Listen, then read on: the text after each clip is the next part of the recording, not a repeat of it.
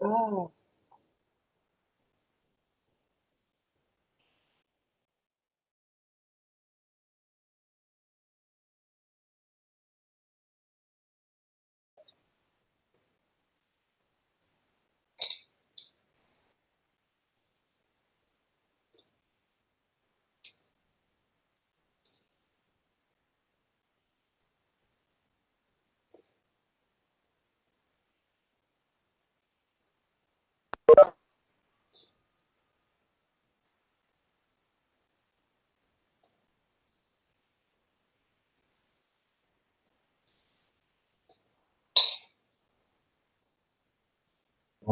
State Board of Education. Mayor Davis, Chair of the Board, and I call this meeting to order. I welcome my fellow board members and advisors, staff, visitors, online listeners, and Twitter followers. As is our custom, our committee meetings and reports will span 2 days, with tomorrow's meeting, including voting on any items needing action. Board members are reminded that it's our duty to avoid conflicts of interest and the appearance of conflicts of interest as we handle the work of this board. Does any member of the board know of any conflict of interest or any appearance of conflict with respect to any matters coming before us at this meeting? If so, please state them for the record. If during the course of the meeting you become aware of an actual or apparent conflict of interest, please bring the matter to the attention of the chair. Abstain from participating in discussion on the matter and from voting on the matter. Today, our meeting follows an election period which leads to many transitions for our nation and state. With numerous unknowns, we continue to use these transitions as opportunities to move forward toward the established priorities, lifting the academic achievement of all of our students through equity and whole child. As we plan for the budget discussion at tomorrow's meeting, we'll ensure that requests are prioritized in alignment with the model of support previously adopted by the board. Change presents opportunities to innovate and to constructively disrupt our system, which we will do by reinforcing established priorities and push for change, as we welcome new leadership that will join us at the board table and around our state. We remain resolved to join with educators across our state to be a beacon of hope, light our way forward with the action we committed to at our October planning and work session. And as Ms. Clemens reminded us last month, together we can. At this time, I'd like to, on behalf of the board, extend congratulations to our newly elected officials, including Superintendent-elect Pruitt, who we look forward to working with in the near future. And while the elections are not entirely resolved, we await final outcomes. Let us all exercise patience and grace as we work through this period. Board members have seen the agenda for over a week and had the opportunity to review it. I ask if there are any requests for changes to the agenda. And hearing none, I request a motion for approval. Motion by Ms. White. Is there a second? Second, Dawn. Mr. Duncan. Dr. Townsend Smith, we call the roll to capture the vote. Yes, sir. Dr. Oxendine?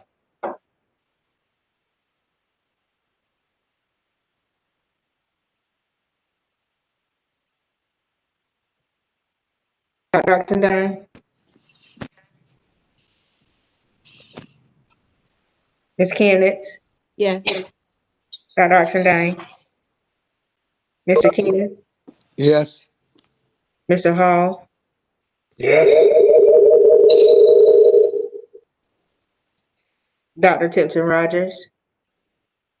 Yes. Ms. White? Yes. Mr. Ford? Yes. Vice Chair Duncan? Yes. Chair Davis? Yes. Motion carries. We have an agenda. Thank you.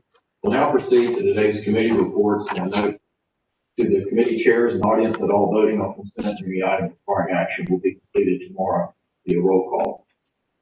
I now recognize Ms. White, Chair of the Special Committee on School Turnaround and Chair of the Education, Innovation, and Charter Schools Committee. Ms. White. Thank you, Chairman Davis. Good morning, everyone. I'm Amy White, and along with Mr. James Ford, we share the amazing privilege of working with two fine professionals working diligently, arduously, with vision and capacity. Dr. Debs Marie and Dr. Timothy Martin are working in tandem with one another. Here we go. Got it. All right. Awesome. Cool. All right. Anything else? Just, you know, it's all about Privilege this morning to allow them to share the good work that's been done, moving our state's lowest performing schools and the supports offered by the Department of Public Instruction through our newest regional support model, to move those schools in the right direction. So good morning, Dr. Cynthia Martin. Are you leading off? Yes, ma'am. Good morning to Superintendent Johnson, Chairman Davis, and all state board members and advisors. Thank you for this opportunity. As I start with the PowerPoint, I just want to go to the next slide and just remind everyone of the connection to the State Board of Education strategic plan, specifically goal number 2. Next, I would like to just share with you the mission of DRS. We are here to provide support to districts and schools through partnerships that result in every child having equitable access to a meaningful, sound, basic education. The next slide shows our fundamental principles. These principles, they have grounded us through all of our iterations. And the one that I want to call your attention to today is the second one. Please pay attention. Hopefully it will be demonstrated that time and intensity of services is relative to need as expressed by school and or district data and diagnostic tools. The next slide is a favorite of mine. It shows you that at the height of the Race to the Top turnaround initiative, DST had 144 professionals. After 2 reductions in force, we now stand at 32 people. The next slide is just a representation of who those 32 people are. But the next slide, I would like to spend a little time on. First, let me start by saying thank you to the State Board of Education, to our state superintendent and his cabinet, and to our HR division for their support. A lot of work went into what you see before you today.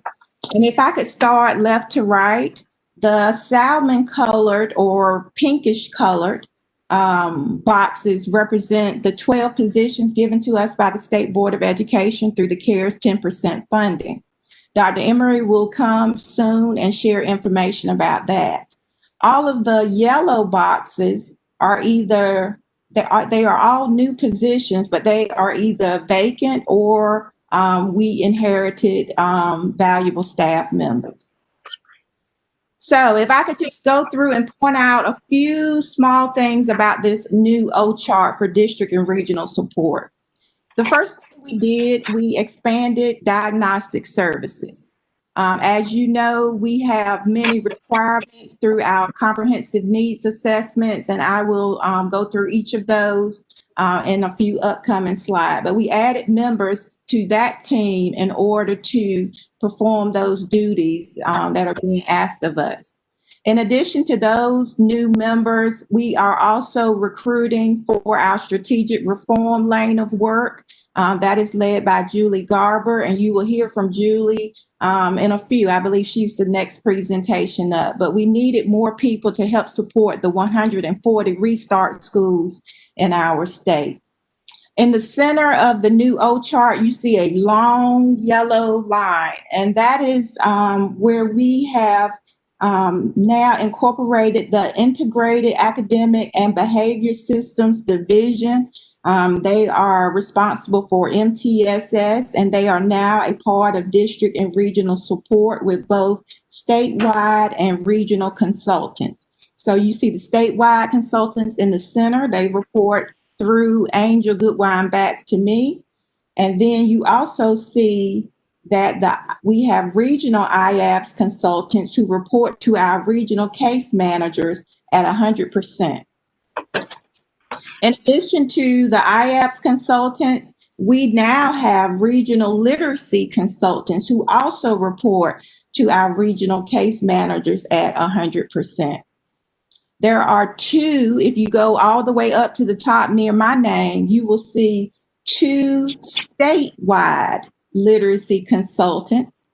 And I now share that responsibility with Dr. Amy Ryan, who is the director of the Office of Early Learning. So these two statewide consultants report to Dr. Amy Ryan at a 75% capacity and to district and regional support at a 25% capacity. And that 25% is now a targeted support for schools that are struggling. And as I go through this presentation, I will make a reference to how those positions will be used. Altogether, total, based on a lot of hard work, we now have 32 positions to 79 positions. And remember, our CARES funding is for 2 years, and we plan to maximize the use of that. Next slide. This slide is here for a visual to remind people of the 4 levels of support that we provide in district and regional support. And I just want to review a little bit as we move to the next slide, our statewide services. The next slide will show you that in addition to providing support for those schools that are struggling based on data points, we also provide NC STAR, National Board Certification, beginning teacher support, troops to teachers, TAs to teachers, Teacher of the Year, Principal of the Year, and now IABS is joining us as a statewide service.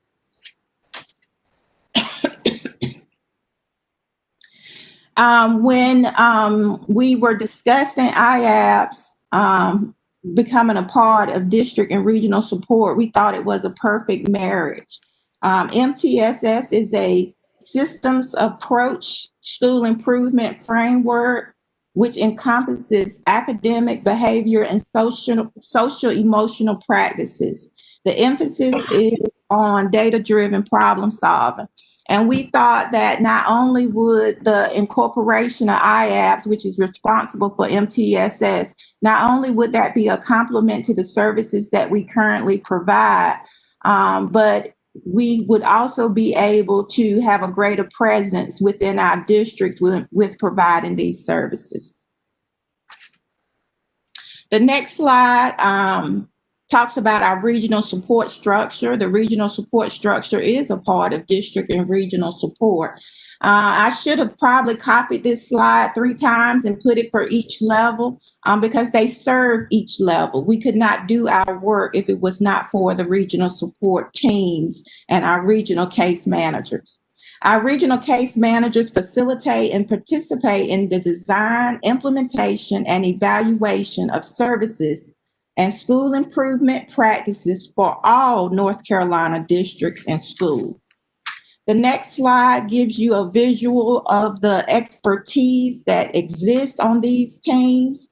Each regional case manager has a team of 8 to 10 people, and I've already gone over that the literacy regional consultant and the IABS regional consultant now report to the regional case manager 100%.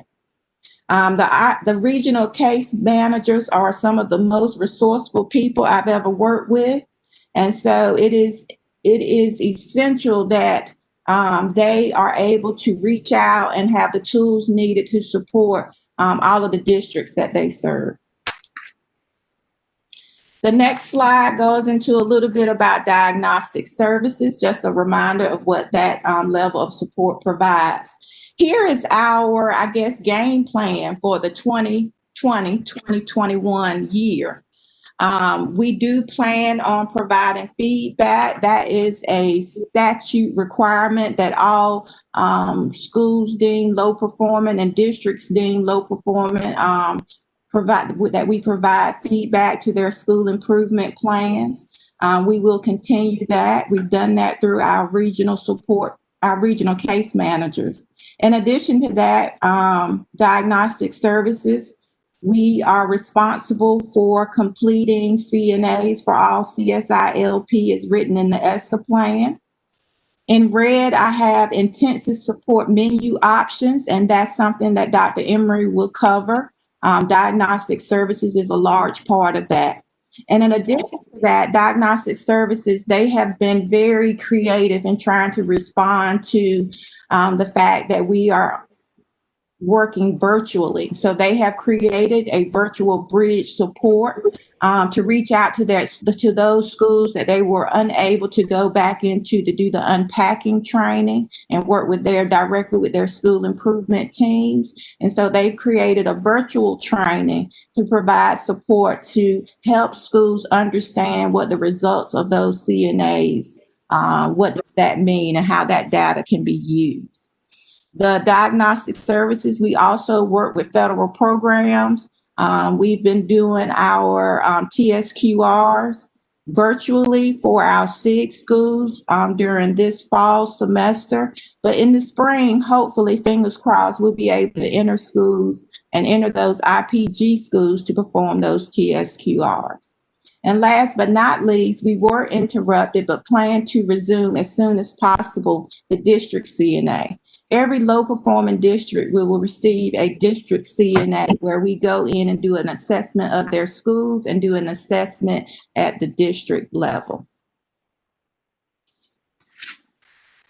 So next, I won't spend a lot of time on strategic reform because Julie has worked really hard on a presentation where she shares with you some of her work for Restart Schools. But what I've done is provide in this presentation, if you go to the next slide, just a breakdown of the different cohorts, and that we have 140 total schools in the state with a Restart designation. The next slide just really goes over the schedule for supporting these schools. We will be receiving our annual reports in December for cohorts 1, 2, and 3. Each school will receive individualized feedback, and we needed manpower in order to do this. And so, in addition, Julie and her team are providing professional development based on the needs presented through not only their school improvement plans, but their annual reports. And so Julie will actually be presenting next an entire presentation on what they've learned from working with our Restart schools. So intensive interventions, let's talk about it. Next slide, please. We have, the last time I was here in August, I was very honest with this was a level of support where we were lacking in human capital in order to execute it. And so we have I'm the type of person, I love boxes. They got to fit into a box. How can I understand this? So we have kind of chunked how we will do intensive intervention. So we have our low performing districts. We're going to go in and offer them, that diagnostic type of root cause analysis and all of the services provided there. House Bill 1050 that was recently passed has asked us to include an examination of early childhood learning within our district CNA process for our low performing districts. And so you see how having 2 statewide literacy consultants will blend perfectly with us trying to execute not only what we feel our duties are, but what the General Assembly has also recognized as an additional request to that district CNA process. Julie is going to talk about the supports that we have provided. We have identified out of those schools that submitted an annual report, there are 21 Restart schools that are not making progress. And so we have met that head on and trying to provide support for those schools, individualized support. And then we get to an area where we have designated for our chronically low performing schools and districts. And as I was honest with you, I told you this was a hole for us. We had a pilot with one district that showed promising best practices. And so what we want to do is scale that up. The CARES 10%, that gives us an opportunity to do so. And so what we have termed that is intensive support expansion. So Dr. Emery, who is my supervisor, she has led us on a journey to say, how can we best use this 4.5 million that we've been blessed with to not only meet some of our most pressing needs, but to try to build a prototype of how to move forward. So at this time, I'm going to turn it over to Dr. Emery to talk about some of our plans.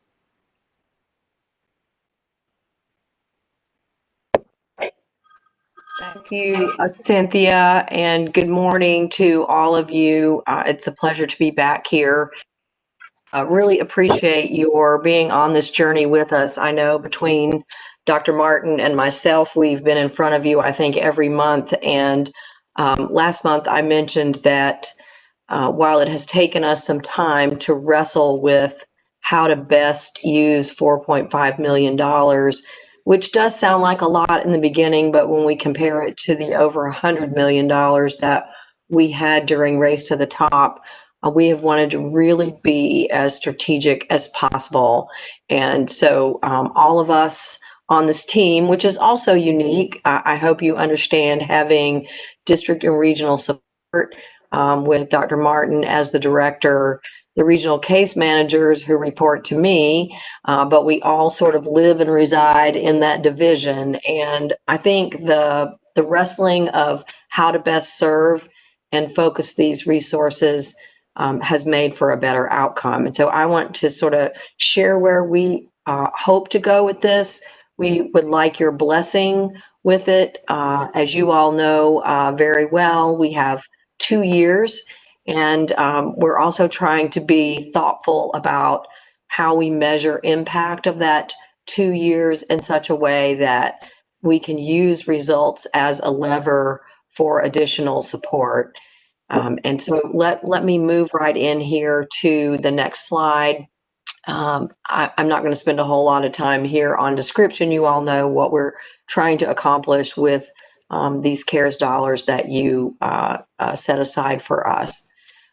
We looked long and hard, and Dr. Martin has outlined sort of the vast nature of need in the state, and I know you don't need an explanation of that. So part of this was, how do we focus support? Where does it need to be? And so we really tried to narrow on districts that had been low performing, and we looked at districts who had been in that designation for the past 5 years. We have tiered them. We will talk a little bit more about that invitation to work with us and how we may move through those tiered low performing districts based on their receptivity and response to us. As defined by our Leandro work, we also use poverty as a major factor in how we tiered these districts and schools in order to offer additional support. Dr. Martin mentioned the relationships of our regional case managers, and because this is, you all have heard me say this is like the loaves and fishes, how can we make the most of this resource? We've also focused heavily on readiness and receptivity of districts and schools that we've identified in an effort to make sure that in a short period of time, 2 years, we are working with folks who want us to be in their district. And I just want to say our last 16, 18 months with one district, we have certainly seen the power of receptivity and partnership. Even in challenging times, that evidence of having built relationship and them wanting us to be in their district has made a huge difference. Next slide. So here's where we are at this point based on lots of hours of trying to figure out how to best target this CARES Act money. We have identified 6 low-performing districts based on the criteria you see there, 44 low-performing schools, and that excludes the 21 that Dr. Martin just mentioned who will be supported through Julie and Restart efforts. So if they landed in this tiered selection process, but they were in those 21, we pulled them aside to try to reach additional schools. We also are looking at regional opportunity because we don't want to, everybody wants to help everybody, and how can we be methodical about that? And we know that our regions are different. And so we are providing some resource to each region so that they can work on designs that will support and particularly be targeted to leadership in those almost 480 low-performing schools across our state. Also want to say that we have had great outreach because of other connections. So Dr. Martin serves on the principal leadership group with our Leandro work group, which has connections to NELA and to NC Papa with Shirley Prince. And so, folks have reached out to say, in these regional and statewide efforts, are there ways that we can partner and maximize our reach? And so that's been exciting as well in this process. We are really looking at how do we address statewide principal leadership in low-performing schools. And this may require us to look for additional resources, but we know this is identified as a big need across the state.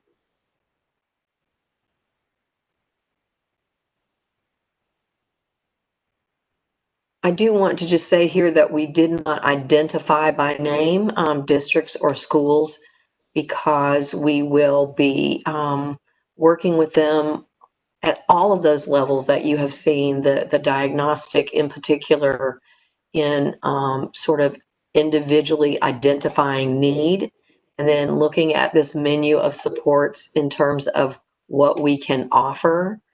The boxes to your far right do indicate where these schools and districts live.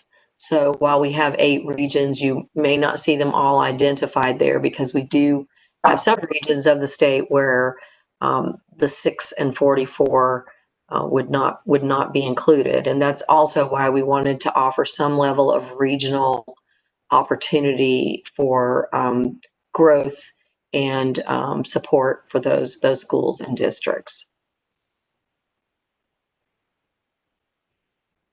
I mentioned this briefly last month, but this is a key part of your blessing today.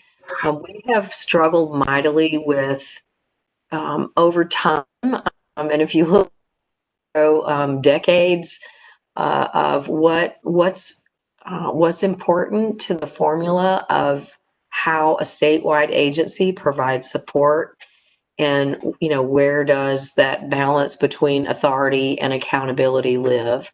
And so ultimately those outcomes for students that are measured in our state and federal accountability plans are the accountability. We here are recommending a memorandum of agreement. And when we said we had tiered these schools and districts, part of this is if a district or school chooses not to enter into agreement with us, it would be our to move on to the next district or school on the list. And part of that then sort of harkens back to the receptivity and readiness of a district to work with us. This is a snapshot. We have a link for you to the entire memorandum. We believe that a district needs to enter into some healthy dialogue with us about what they believe their needs are, how we can help them, and that we structure this agreement so that it is clear what we are going to do, but also what the district or school agrees to do, and that there is district and even local board sign off on this so that we have clear understanding of expectations, supports, and outcomes. Next slide. We hope you are seeing through this that our belief is this is not one size fits all.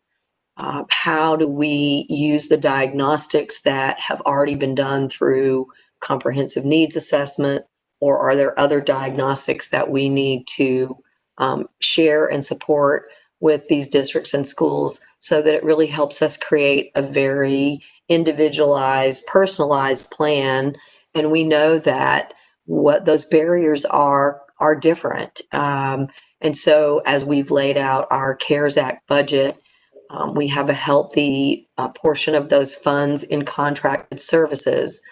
We believe some of these supports for districts may be at the central office superintendent board level in terms of work alignment. How do we create structures and systems that support schools and students and educators? We also believe some of this may be very targeted in terms of professional development, or how do we use NC STAR and a comprehensive school improvement support as a lever for improvement. So when you see proposed services offered or that word menu, it really isn't let's just pick something randomly, but how do we use the diagnostic to recommend and then work with a district or school in terms of what they believe they need and how we help them develop those goals and work together.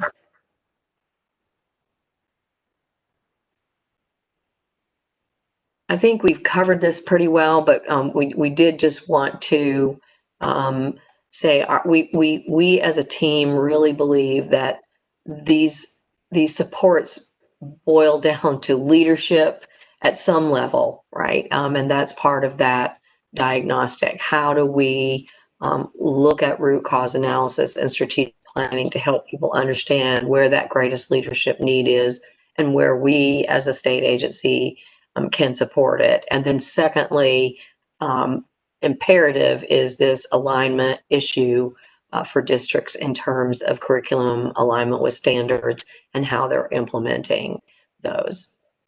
Next slide. One of the great opportunities to have conversation with you is through our committee structure. And I do want Mr. Ford and Ms. White to know that we would say to all of you, this is a work in progress. We met last Wednesday, and this some great ideas came out from our board members that we attempted to capture in these last few slides. And we just want you to know this was a attempt to address that.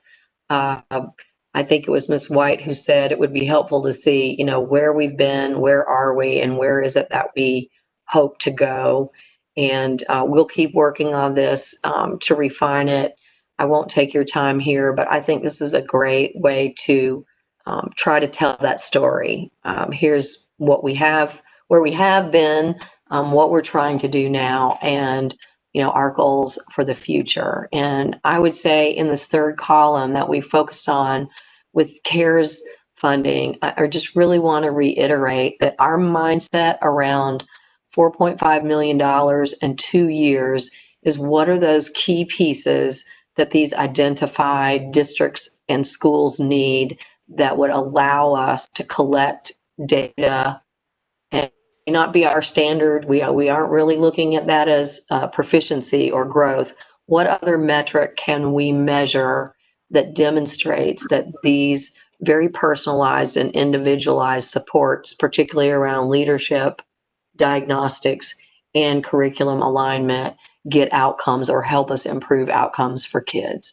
And again, that we hope will lever broader support for our Leandro work.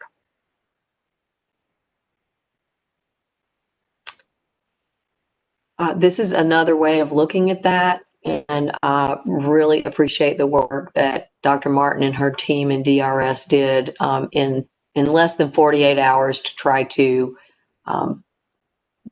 create some data sets that help us look at that. What have we done? What are we currently doing? And where we hope to go with support.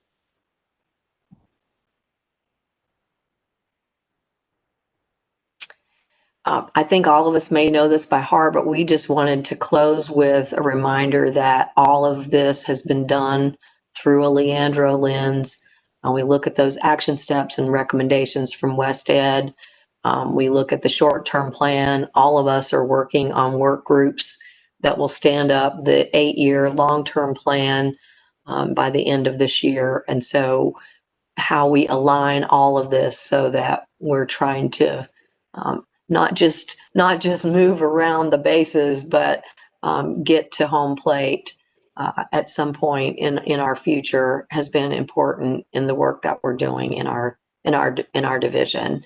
So appreciate your time and attention. I know this has been this is just a way to balance those components across each of those recommendations, what we're trying to build with CARES, and then particularly our request budgetarily for Leandro work in the budget that we're developing now.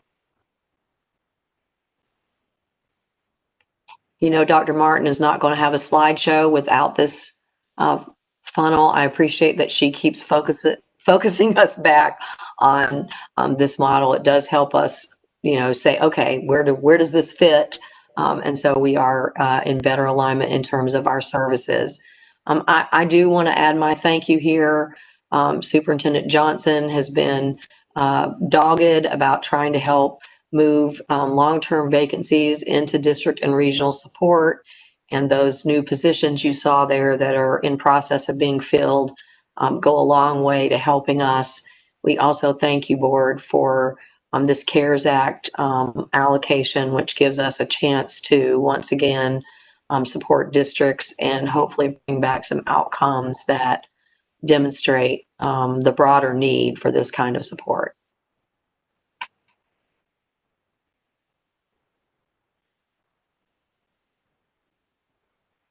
And with that, we'll stop here, and both of us happy to entertain your questions or comments.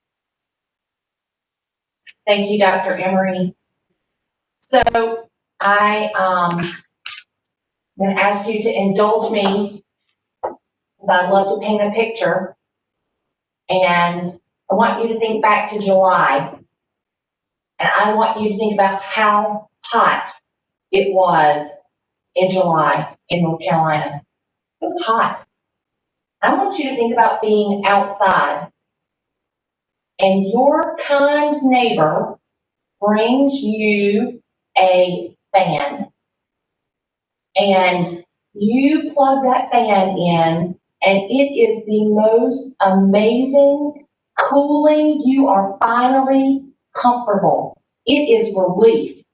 Are you with me? Okay. Now I want you to turn that fan off. And it's 90 degrees again, and you are sweating.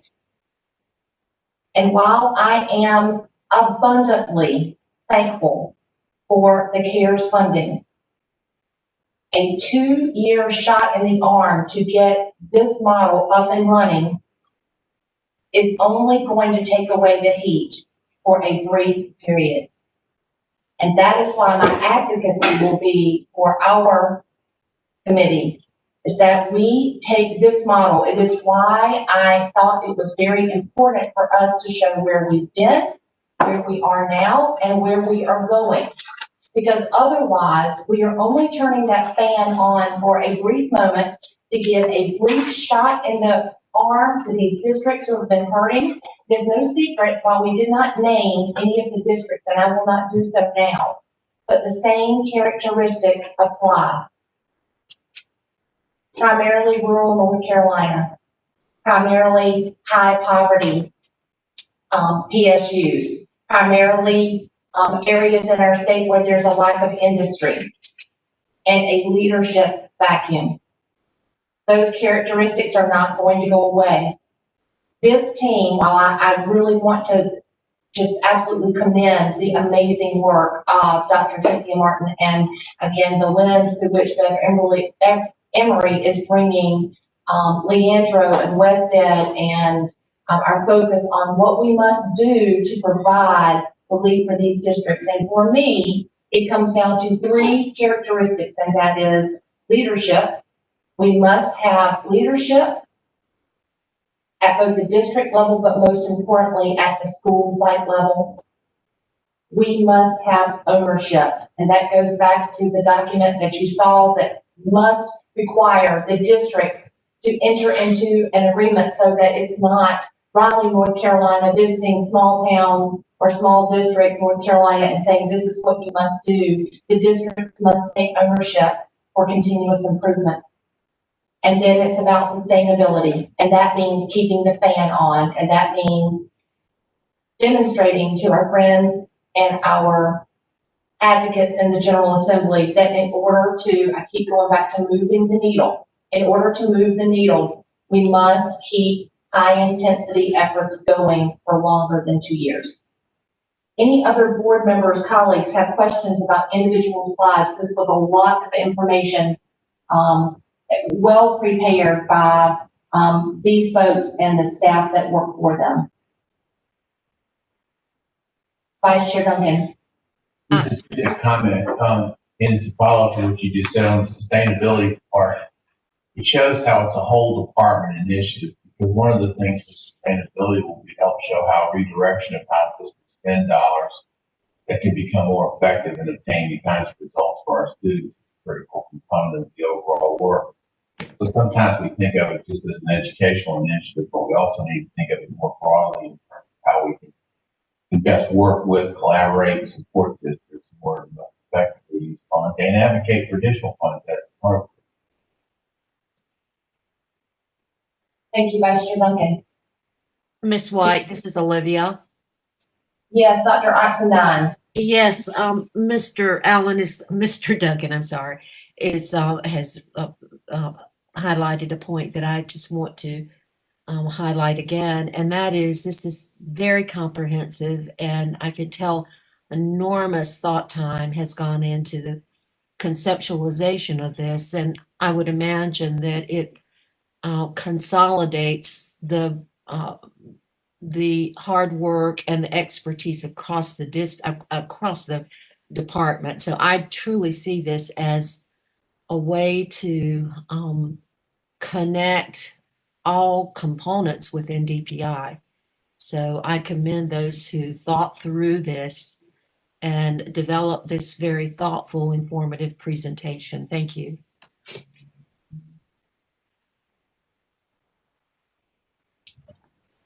Any further comments? Ms. White, it's Matt Bristow Smith. Yes, sir, Mr. Smith. Good to hear from you this morning. Thank you. Good morning, and thank you for the fan metaphor. I think that so perfectly captures the relief that Dr. Emery and Dr. Martin's teams are going to be bringing to so many of our struggling LEAs. And also, Ms. White, just so appreciative of your emphasis on sustainability. 2 years of funding is just a start, especially given how challenging it is to disrupt systems of inequity and then to redesign new systems designed to achieve better outcomes for children. And just as a reminder to everyone, our 5-year strategic plan has goal 1 as eliminating opportunity gaps, and that's a 5-year plan. So my hope is that we can look at a much longer, more sustainable revenue stream for funding this so important work. And keep in mind that it's not going to happen in just 2 years. That's just the beginning of really important systemic transformative work. So thank you for emphasizing that, and know that if you need any partners in advocating for that, you've got them in the educator advisors on the state board. Thank you. Thank you, Mr. Bristow Smith.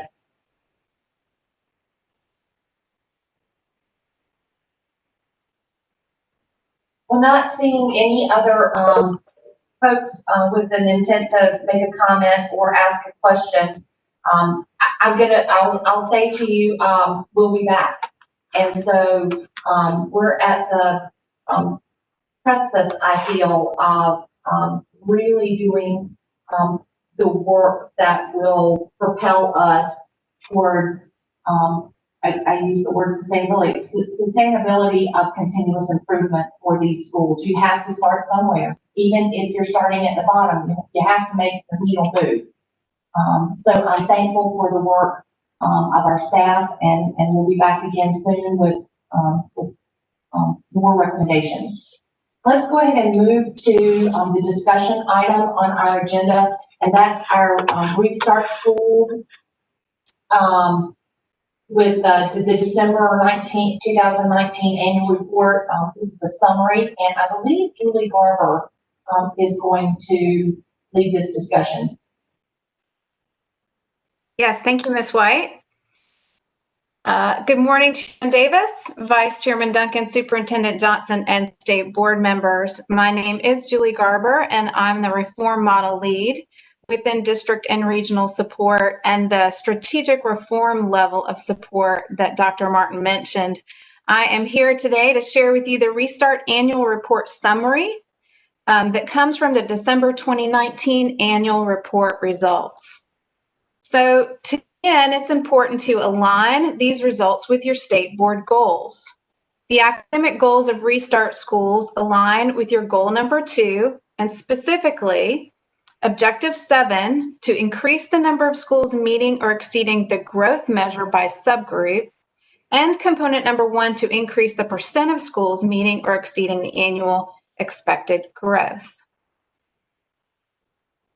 In March of this year, you approved updates to the DST policy, DSTR 040 policy, and those included a definition for academic gain, the components of academic gain, the clarification of continued authorization on a 5-year cycle, and the continued authorization workflow. To provide another foundation for you to review the results that you're about to see, we have this table for you that includes the overall count of Restart Schools. The table shows the number of schools in each cohort based on when they began implementation and how many years they've been implementing. We have 140 schools in total, but at the time of the December 2019 report, only cohort 1 and 2 were reporting. So cohort 1 has been implementing, at that time, had been implementing for either 2 to 3 years. Cohort 2 had been implementing for 1 year. So for the December 2019 annual report, that means there were 107 schools from cohort 1 and 2 that submitted an annual report. So based on the approved components of academic gain from the policy, the academic gain criteria and workflow provided the foundation for us to provide feedback to these schools on their progress towards academic gain at that 5-year review, the evidence of their utilized flexibilities in their school improvement plan, and progress noted from the use of the flexibilities from their school-defined measures and outcomes. So with that, we're going to share overall academic gain results as an overall view in terms of above expectations, meeting expectations, and below expectations. For above expectations, these schools are no longer recurring low performing and meeting or exceeding growth status. So in total, we have 21 schools who are above these expectations. Then when we move to meeting expectations, this is one of 7 different academic gain scenarios in which the schools can show academic gain through growth status, meeting or exceeding, and or achievement increase, as well as their subgroup or their flexibility outcome progress. And we have 65 schools here in this category. And then in not meeting expectations, this is defined as the growth status does not meet and the achievement score in a net change decreases below 0. We have 21 schools in this category that are we are calling them not on track for continued authorization at that 5-year review. These are the same 21 schools that Dr. Martin referred to as being in the intensive support level. And to summarize all that information, we have a visual for you, just that summarizes again the schools first from left to right by cohort, and finally on the far right-hand side, the total. Now, we are now going to break down the results for you based on each of the 5 components of academic gain that were approved in your policy. So the first being recurring low performing, then growth status, achievement score, subgroup growth status, and then flexibility outcomes. So beginning with component number 1 is the recurring low performing status. The requirement to apply for the Restart program is that the schools are recurring low performing. With the purpose then of reforming the school, the goal here with this component is that schools would no longer be recurring low performing. And we are happy to report to you that 25 schools are no longer recurring low performing, while 82 schools continue to be recurring low performing. The next slide is just visual representation for you, so I'll just pause for you to review that. And then as we move to component number 2, academic gain component number 2 is growth status. And just as a reminder, this falls within, again, your state board goal. In this total, we have 67 schools that are either meeting or exceeding growth, and 40 schools that are not meeting growth. Again, we have a visual for you so you can just quickly see those results, again by cohort and then in total. Component number 3 then is the achievement score. In a 5-year cycle, the goal for the achievement score is a net change increase of 5 percentage points over 5 years. So in total, there are 34 schools who have increased achievement score over 5%. 35 schools that have increased between 1/10 and 4.99 percentage points, and 38 schools who have decreased below 0. Again, we have a graphic for you to just review that in summary of component number 3. Component number 4 is subgroup growth status. And again, this, I want to align your eyes that in the bottom right-hand corner, you see again, this aligns with your strategic goal number 2. The goal here is that 50% of subgroups meet or exceed growth. And we see that 91 of the schools are 50% or greater of their subgroups meeting or exceeding growth, and 16% of the schools are below the 50% of subgroups meeting or exceeding growth. Then, of course, we have the visual for you. And then finally, the 5th component of academic gain are the flexibility outcomes. These are the school-defined measures that the school decided to use to monitor the effectiveness of their use of flexibility. The goal of this 50% or more of the flexibility outcome is to demonstrate measurable progress. So we know that sometimes flexibility is trying something new and it may not always work, so the percentage was set at 50%. In total, there are 83 schools that are demonstrating either from 50% all the way up to 100% of measurable progress from using their flexibilities. And there are 24 schools demonstrating less than 50% of measurable progress from their flexibility outcomes.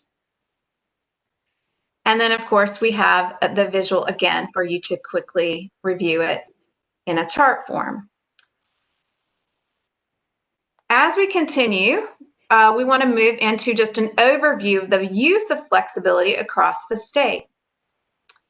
So from reviewing a December 2019 annual report, we have a list of the typical ways that schools are using their flexibility. To bring a common language, we are using categories of flexibility, such as what you see on the screen: budget, employment requirements. So Under the budget flexibility, we often see schools using their flexibility to provide for professional development, instruction resources, additional or flexible staffing, stipends, and sometimes new instructional programs. Under the employment requirement, or you might call it hiring requirements, we see the hiring of non-certified staff or placing certified staff in teaching roles outside their area of certification. As we move to calendar and standard course of study and assessment categories, you see all the different ways here that schools are reporting using their flexibilities. And for sake of time, and because you've seen this information, I'm going to move on to the next slide. So, in tracking the overall use of the flexibility by category, we now have a comparison from the March 2019 report and the December 2019 report. Just as a reminder, there were 58 schools in that first cohort, and then now there are 107 schools now having reported. So during the 18-19 school year, we see that 96% of these schools used budget flexibility, 33% used calendar, 36% used employment requirement, 6% used curriculum resources that were different, and 22% used the assessment flexibility. I want to remind you here that these are broken down by category, but the schools are using these categories in all sorts of different combinations. So this table tracks the progress noted from the review by each flexibility category.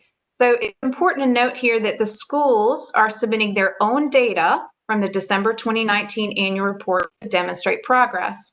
So from using their flexibilities, they may be using very different measures. What you see here is the tracking of the number of schools with progress noted from the data submitted on the use of their flexibility. So, for example, under budget, there were 102 schools that used the budget flexibility, and 74% have progress noted.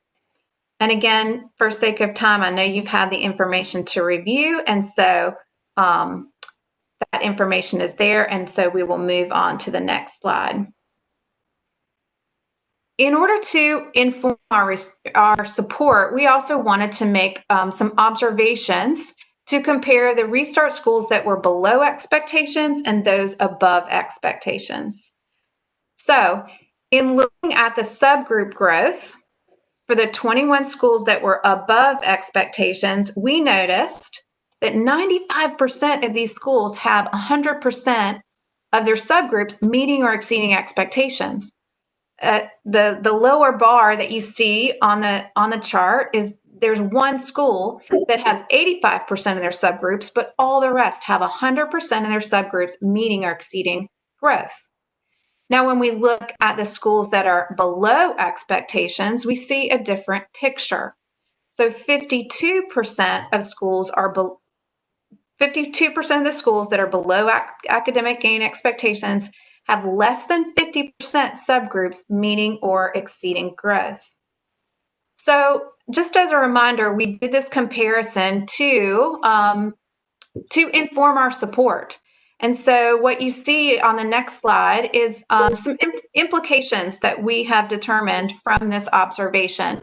For us, in terms of support, we believe that we need to begin providing support on the implementation of their MTSS framework of support. And as Dr. Martin mentioned to you in the previous presentation, that the IABS division is now within DRS, and we have already been talking with Angel Goodwine-Batts and look forward to more conversations there. Another piece that we made observations that we compared, we moved into the flexibility outcomes. So we were comparing, in this next slide, we were comparing the results of the flexibility outcomes, again, between the schools above and below expectations. So what you see in front of you are the restart schools that are above expectations, 19 out of 21 restart schools are meeting the goal of 50% and above of the flexibility outcomes demonstrating measurable progress. 13 of those have 100%, and one of those has 0. And then when we look at the schools that are below expectations, 13 of the 21 restart schools are meeting the goal of 50% and above. 9 of the 21 schools are demonstrating 100% of the flexibilities, demonstrating progress. But we do have 8 schools here, which is an increase and a jump between, again, those the schools that are above expectations. So this informs our support in a different way. And when we look at the next slide and this idea of what do we need to do differently and what are the implications for our support, we've determined that we need to provide support for planning and monitoring their flexibilities, providing support in incorporating their flexibilities into their improvement plan. So this includes best practices for school improvement. We believe that monitoring small incremental goals from these flexibilities that strengthen the systems and structures within the school will support improved student outcomes. So finally, I want to thankfully share with you that with the help of my colleague Michael Taranto, we have been able to provide support for these restart schools in the following areas. We provided written feedback to all 107 schools, a feedback review session for the schools, the 21 identified for support, professional learning on planning with flexibilities, some of which was offered to the 21 schools in personalized sessions, a webinar on completing the upcoming annual report, several virtual professional learning network meetings, and finally, with generous offer from the Office of Charter Schools and Dave Machado's team, we have 2 restart principals who were selected as visiting fellows for the NC Access program, for the NC Access Fellowship, which is providing long PD session, a year-long PD session in providing best practices to serve economically disadvantaged students. And finally, in conclusion, we have a few recommendations for you from our experience and from working within this idea of monitoring for 5 years, that schools are given 5 years to demonstrate academic gain. We are recommending that the application process run from October through December to provide orientation sessions from January to May, as well as an update to the assurances section, which is a part of the application that includes a 5-year commitment to align with the 5-year monitoring cycle. And then as well, update the DSTR 040 policy to include a 5-year commitment to align with the 5-year monitoring cycle. And with that, I understand that that was a lot of information to take in. I'm going to just say I'm mindful of our time, and so I really pushed through to share that information with you. And now I just want to pass it back to Ms. White and offer to be available for any questions. Ms. Garber, that was a fantastic presentation, and you did very well navigating through an abundance of information. Folks, if you didn't understand it before now, this is what data-driven decision-making looks like. These folks have taken a deep dive into a program that could have been just a titled effort, but they have worked hard to evaluate, investigate, and look at outcomes for support for our state's lowest performing schools, and they weren't satisfied with just doing something for the first time and leaving it there. They've said, what are we doing? How are these schools making an impact? And let's use that data to better inform future practices. So, Ms. Garber, thank you so much for putting that before us. I'll just suggest to you that there is a lot of information there. This will be back to you next month as an action item, as will the model that in the new business that we did, the model for transforming and supporting North Carolina's public schools. We'd like to bring that back to you from our committee for action, for formal action from this board that endorses this plan moving forward. Do I have any questions or comments about Ms. Garber's report at this time? Ms. White, this is Ms. Kamnitz.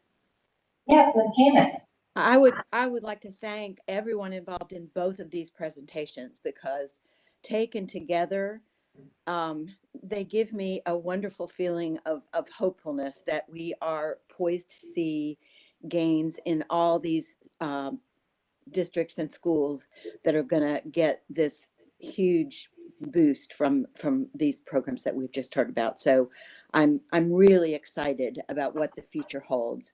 And I would like to just comment too on the flexibilities that the startup schools are using, many of them very effectively.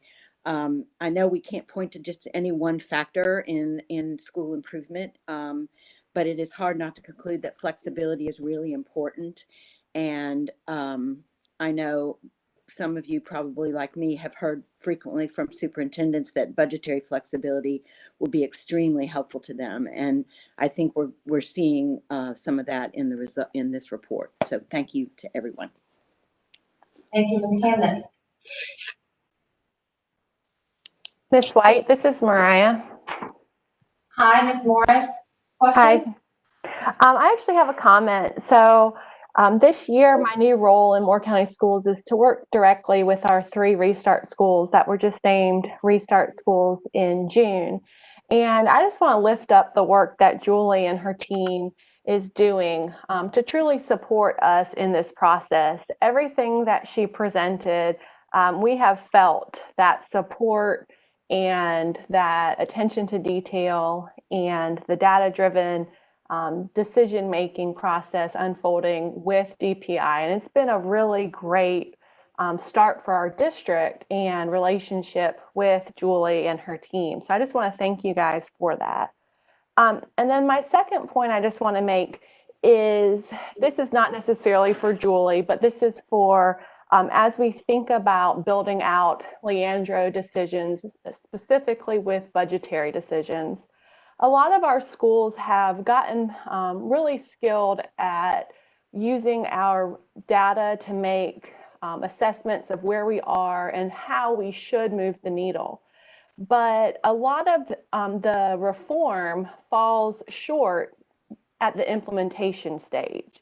And that is because right now there is a true lack of funding for professional development to change how we're looking at Tier 1 instruction in the MTSS model.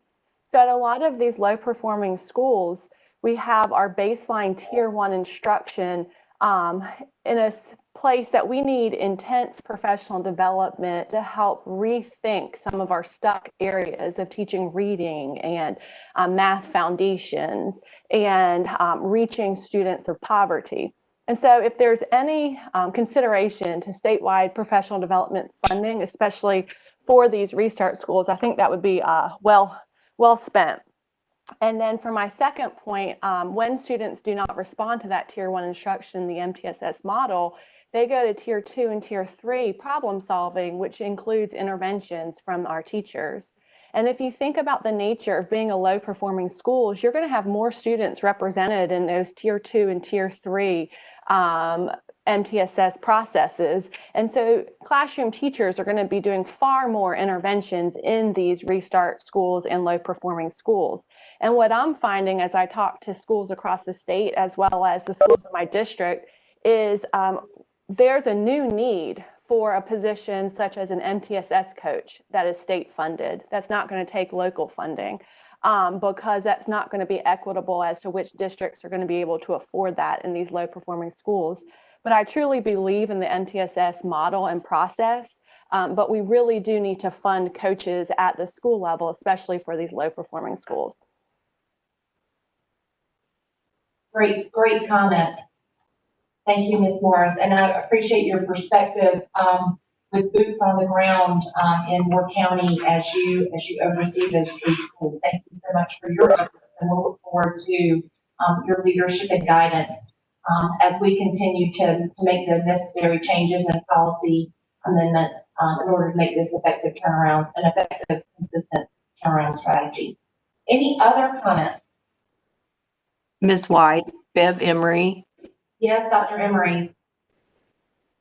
I wanted to just thank Julie, Cynthia, and their team and appreciate the board's recognition.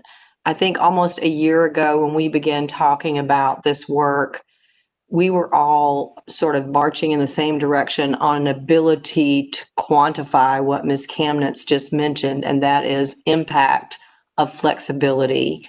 And I just so appreciate that we're on our way. I think this is great evidence. And I know that several of us have visited in districts in the last month. Ms. Kamnitz has been on most of those districts. And I just want to underscore hearing in multiple places, particularly in the Northeast, huge effort to do the work, but not having the support or resource to measure it. And in a couple of districts, we've talked about, is there a role the state could play, much like what Julie has done here in terms of quantifying flexibility in helping some of our districts that are more challenged figure out other ways to measure their success besides just those state and federal accountability measures. And I just want to plant that seed here in the context of looking at flexibility. We're hearing so much effort, and I think folks get busy doing the work and don't have the time or the resource to look at other ways to show that it does work. And just something for us to think about, particularly as we sort of put all of this together in this morning's presentation, that there are lots of ways to demonstrate progress. And that's a role we could play as a state agency in both helping folks look at how they do that and providing support for doing it. Thank you, Dr. Emery. And I'll close this out with a comment that when a former co-chair on this committee, J.D. Buxton, and I had a chance to talk with the superintendents across the state, one of the things that they expressed and that data supported was that the districts participating weren't fully trained in how to exercise all of those flexibilities. And the data and the charts suggest that there are flexibilities being afforded that aren't being utilized. And so one of the strategies that you're putting in place is to build a cohort model of schools that are onboarding in the Restart model and having an opportunity to work with educating them and training them and to have how to best execute those flexibilities as appropriate at the district and school level. So again, really hearing what's needed at the district level and then making the necessary changes here are, I think, will make maximum impact. So thanks to all who are on this journey with us. Thank you all for your feedback. I appreciate it. We appreciate it. Yes. So just to summarize again, this particular discussion item for turnaround one, that report will be back for action next month, as will the model for transforming and supporting North Carolina public schools be before us next month for action. Mr. Chair, this actually concludes the special committee on school turnaround for this morning. Thank you, Ms. White. Proceed to your next committee. Thank you. And I'll try to make up some time here. But that discussion that we had this morning, thank you to Dr. Townsend-Smith for placing this on the agenda early, because it's a lot to think about, synthesize, and digest. And I know board fatigue at the end of the day plays a factor in how we receive information. So thank you for letting us have this opportunity this morning to get this in front of you. Let's move quickly to the EICS committee and having the joy of working with Jill Kamnitz as vice chair on this has been just fantastic. In fact, she chaired the pre-committee meeting in my absence. And so let's go quickly to action. We have EICS 1, which is the 2020 Joint Legislative Education Oversight Committee report on our virtual charter schools. We heard that last month. You had a chance to ask questions. Is there anyone that has a question about this particular report this morning? Vice Chair Duncan. Thank you, Ms. White. The third recommendation here about accountability data with two virtual charter schools separated out. And I read what the two rationales proposed were, and they, you take a step back and realize that the virtual academy has been established in many of our LEAs, and that's not going to be separated out of the reporting of data there. I don't mind having internally separation knowledge, but I don't think it should be separated out for reporting purposes unless we're going to go through a much more ornate process and separate out virtual academy type data that we're going to have this year and I assume ongoing years from the LEAs in some at least somewhat similar formats. I can't support it as it sits right now without additional things coming on that particular point. I think the other things are very helpful. I appreciate the work going into it. I'm not sure I can get to the same place on that last record, particularly with the level of expansion that could conceivably happen this year. So, Vice Chair Duncan, I think, as this particular recommendation comes in a report, it's not calling for action per se from the board. And I'm not sure that it suggests that it would provide an extra tool for evaluation of the data, but it doesn't call for a policy change or action from the board based on the separation of the data. But point well taken. I mean, I hear what you're saying. I think it's just calling for there to be an evaluation of the data in a separate context. It could be any level of comfort. And anybody, is there someone that can speak to that particular concern on the call this morning? Yes, Ms. White, this is Ashley Becerra with the Office of Charter Schools. Thank you. Hi. I believe the discussions regarding recommendation 3 that our office and Charter Schools Advisory Board conducted is really more in terms of having that internal data easily, readily available to, especially to our office, to be able to dig a little bit deeper into what is working and what may need modification or improvement at these two virtual schools. So I'm not sure if that addresses Mr. Duncan's concerns, but I do understand what he is saying, and I think it's more for something for us to be able to use internally, because of the accountability data often comes, when we see it chunked with all charter schools, it's not always it's not always as easy to take out those virtual schools and see that as a different data point. But again, these are just recommendations and can be modified and changed.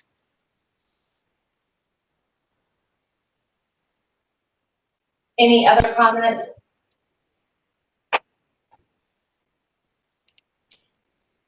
Okay. Chair Davis. Thank you, Ms. White. Just to follow up on that comment, then I'm a bit confused in item number 3, the words "for state accountability reporting purposes." That implies use beyond internal use. So I think piggyback on the vice chair's comments, if those words were changed to be for internal DPI use, then I think that would square with the idea that it's for internal use, not for report. As a suggestion.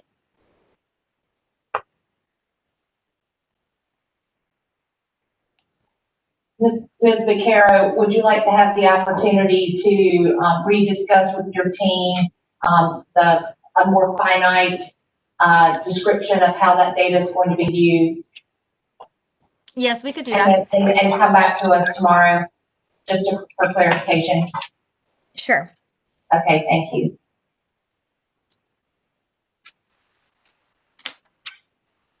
Okay, not hearing or seeing other comments. Let's move to EICS 2. This is a resend request from Kannapolis City Schools. This was before you last month as well.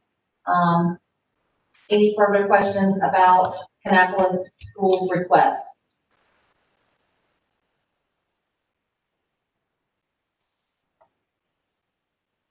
Hearing and seeing none, I want to, yes, I'm sorry, Chair Davis.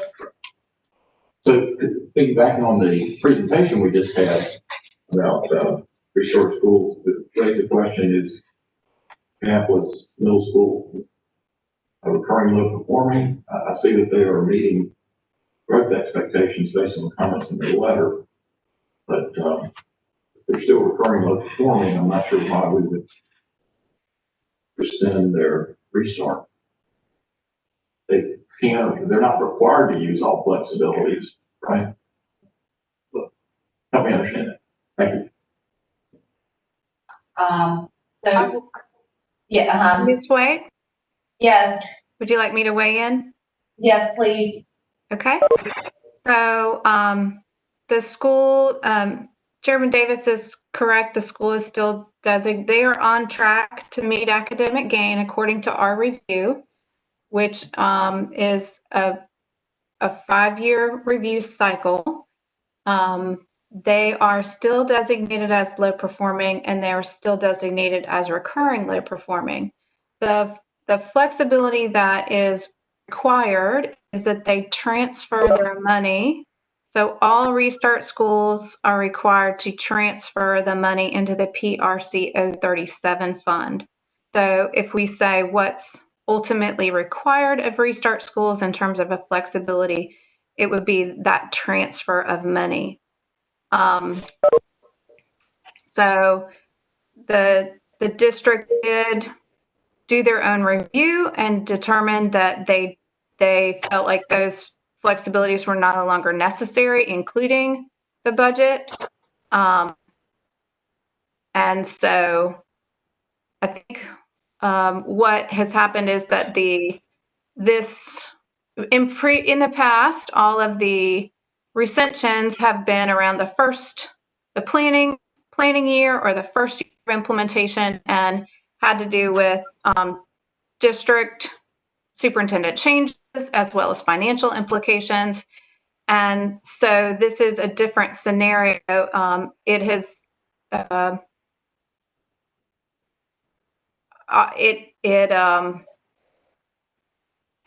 I guess that's the information for you. And I believe you also have the letter that they shared. Thank you for the explanation. I'll chime in here, and I'm going to be transparent. We have let many districts up until this point, as up until today, apply to rescind their application. And we have done so pretty much without hesitation, because districts made the decision at the local level. I want to take you back to the presentation that you saw earlier today, where we are going to be asking you to support a 5-year commitment. If you apply to be a restart school, then you are signing on to a 5-year commitment. And I'm going to go back to leadership, ownership, sustainability, and a broad scale consensus that rescission should not be an option that districts who sign up for restart should have. But because of previous action, and we had not put any of those thoughts into policy based on data that we now have, Kannapolis is before us today suggesting that they feel like they can move forward. But in the future, schools that sign on to restart, we would like to suggest that they're with us for a 5-year period. We're just in a difficult position.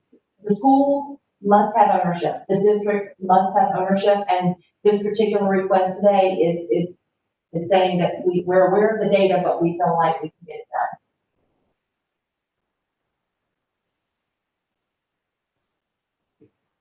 done. Any other questions? Can I ask a follow-up on that? Sure. Vice Chair Duncan. Would that mean that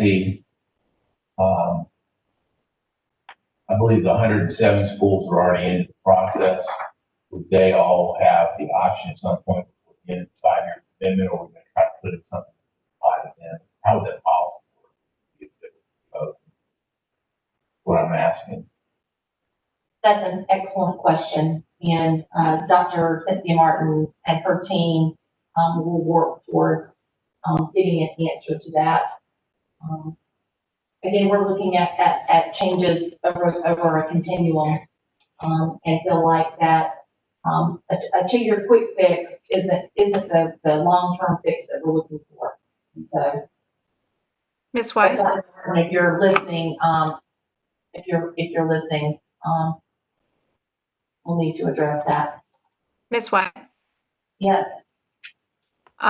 In terms of the recommendations that we shared, the idea would be that moving forward, there was a clause in the application under the assurances section that now would include the 5-year commitment.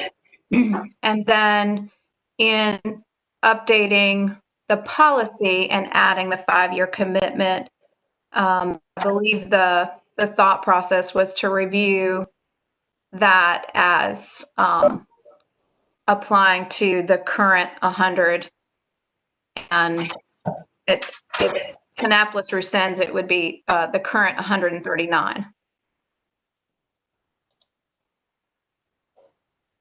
Thank you.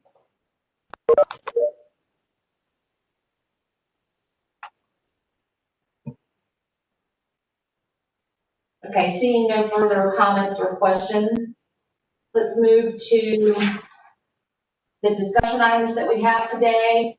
So EICS 3, we had Doral Academy, which we approved as a charter school in this last round, and they are before us with the request to relocate.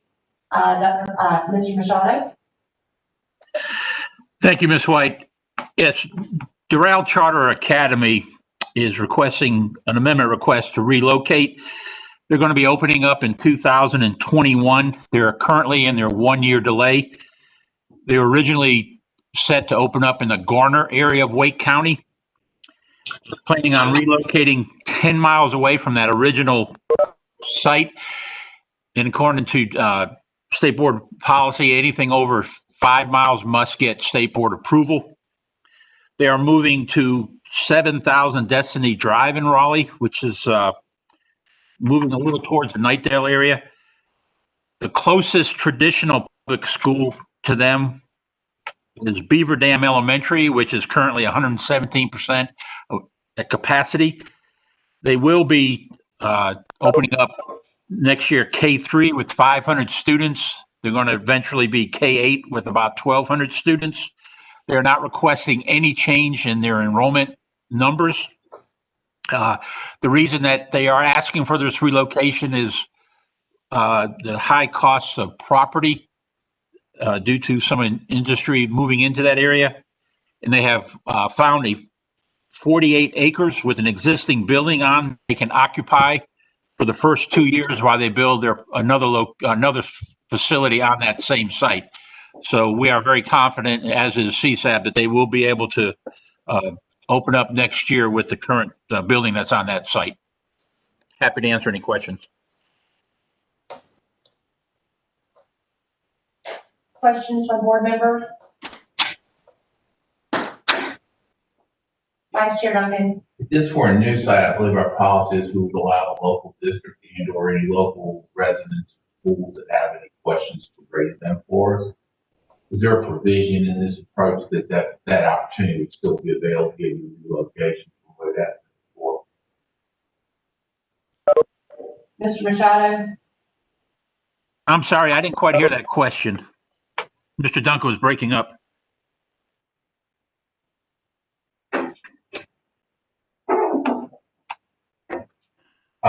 The question was, if it's a new application, my understanding is we give the local LEA an opportunity to raise any concerns as well as any local residents at a nearby school.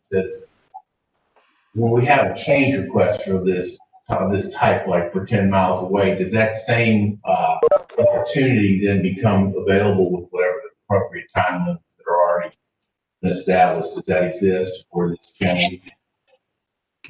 We did not ask for any type of impact statement from the LAA or from the neighbors. We traditionally have not done that in the past. So no, we have not asked for that information from the LEA.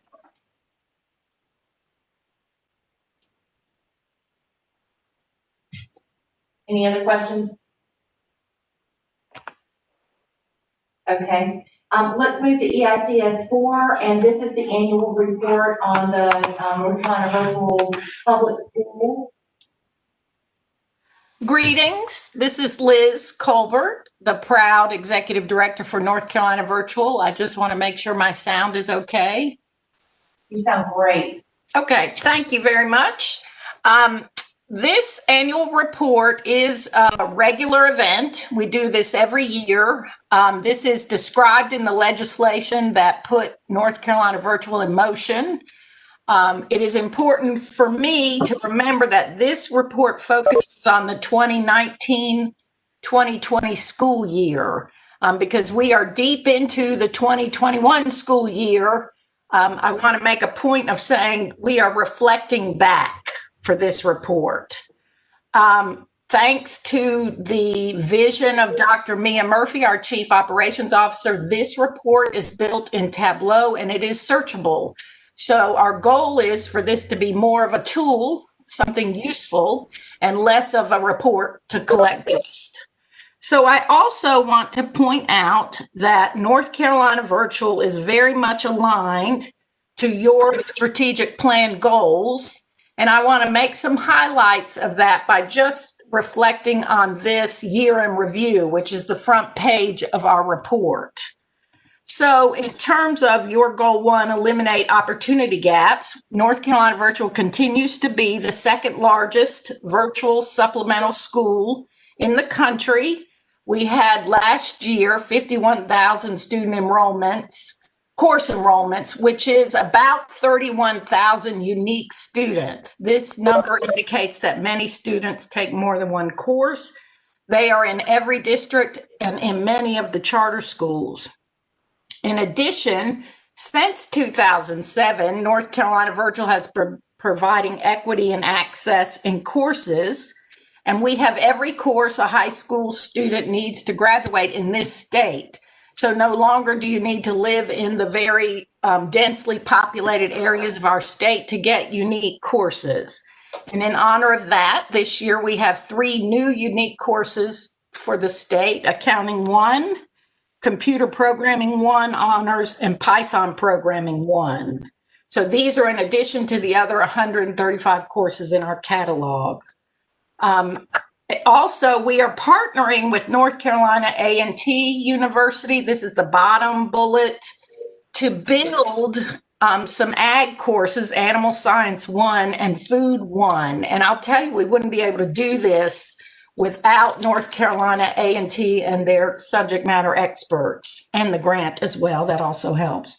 In terms of goal 2, we help improve district and school performance, but this year, like every other district in the state, we do not have the outcome data, the EOC data, to share with you, but we do believe we support this goal by providing high quality teachers for courses in districts where there are teaching shortages.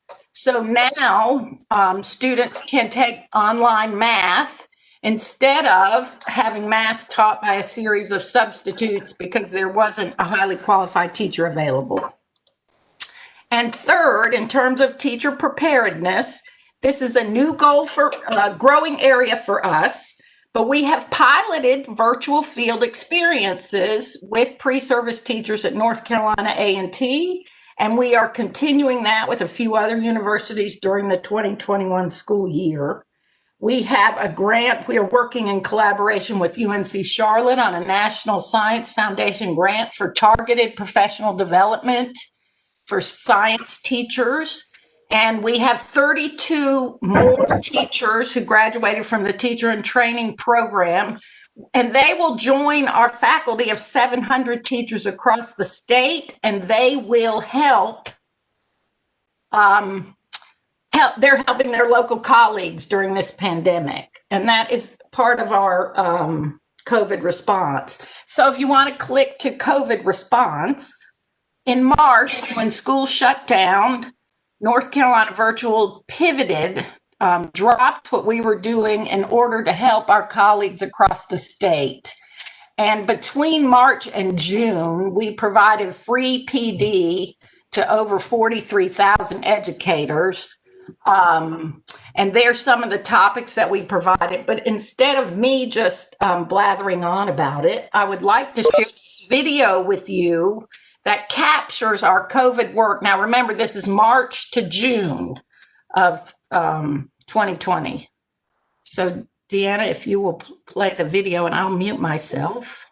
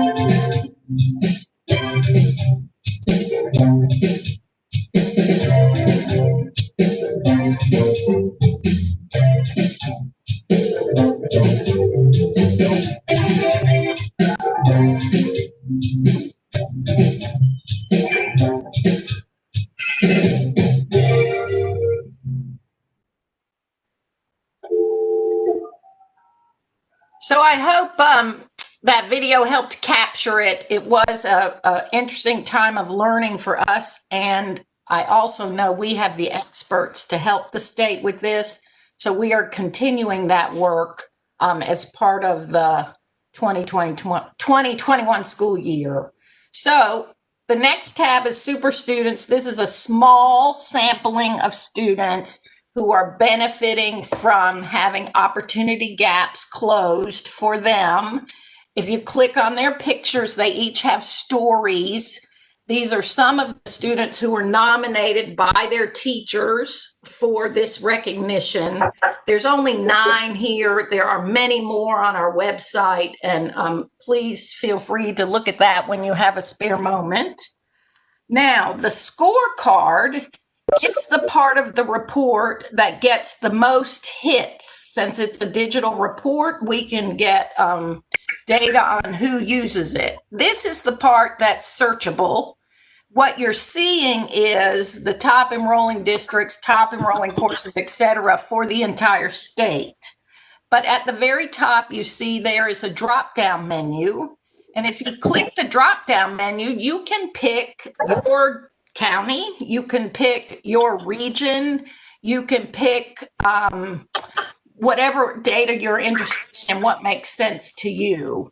And this is where many of our stakeholders get information about their part of the state, or what courses are most popular, or what are students at a specific grade level in Brunswick County taking, for example. This is designed to answer all of that. So I hope you will take a few minutes to click around and look at that. But that's the heart of the matter. So the next tab is about our courses. So I already told you that North Carolina Virtual offers every course a high school student needs to graduate. So our catalog is large. I also know that you're well aware of the audit done by the state auditor earlier this school year. And one of the recommendations from the audit was to improve our courses by having them reviewed by an outside expert. Quality Matters is the outside expert for accrediting online high quality courses. So up to date today, we have put 23 courses through the process, and we have been able to get them to pass. Some pass right away, some pass with revisions. But the auditor and the members of the General Assembly were pushing us to get them all through. In an ideal state, we would love to get them all through. And I'll just be frank with you and tell you it's a question of resources. It costs about $1,000 to put each course through, plus staff time to get the course organized. Like any accrediting body, they have certain paperwork and certain ways things need to go. So that takes staff time to get the course prepped, if you will, to go through the review process.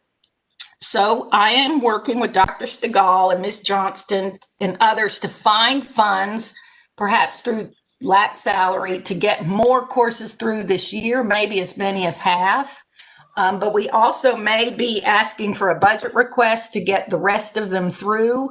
We are glad to do it. We get valuable feedback. We get strategies for improvement. And I think because it's about our students, this improvement is essential, but it is about resources. So I wanted to be upfront about that. In the meantime, though, while we continue to look for resources to the courses, we've been able to invest in the people. So in the middle of the page, it shows that we have 18 out of our 27 full-time staff have been trained in Quality Matters standards and processes.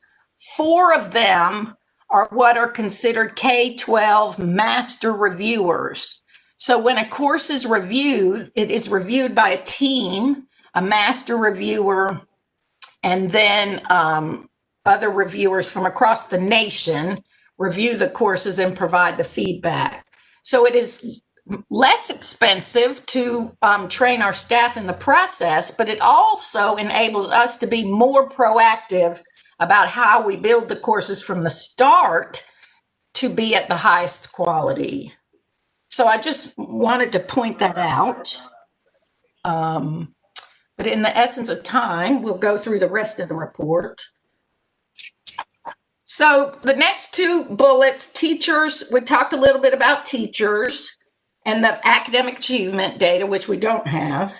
And then the impact tab is just a state view of how students enroll, which districts. It's just a visual of how districts enroll and who are the high enrollers based on enrollment, and then based on non-duplicative unique students. And then the one that says projected versus actual enrollment, this is our funding formula, and this is a required part of the report. This part is also searchable. So our funding formula is a 3-year rolling projection model, to put it in a nutshell.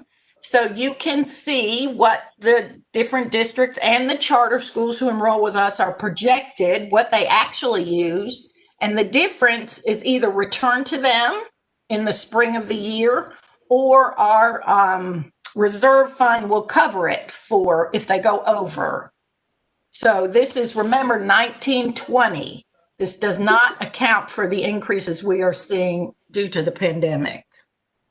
And then finally, I just couldn't end the annual report without talking about the things that we are continuing to work on to support the state during the pandemic.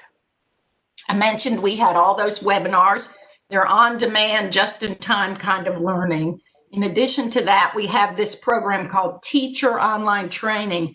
This is a 6 to 8 week course that works in a cohort of other teachers working with the learning management system to build engaging content and then to teach with strategies that are guaranteed to help you reach students and engage them in learning online. This is a sequence of training for districts to take. These are free.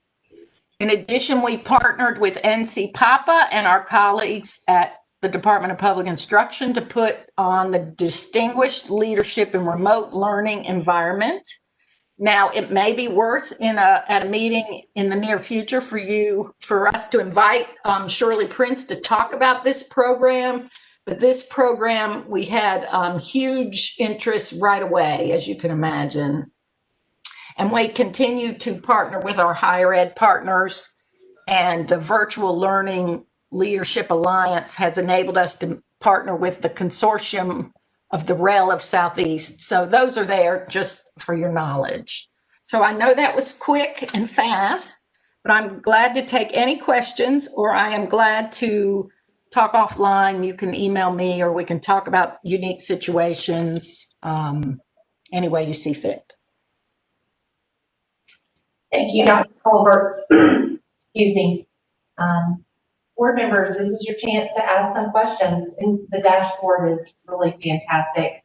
I remember, has it been 1 year or 2 years ago when it's been 2 years, gosh, time flies, but when we put this dashboard together for ease of access to data and information about this program. Board members, questions, comments?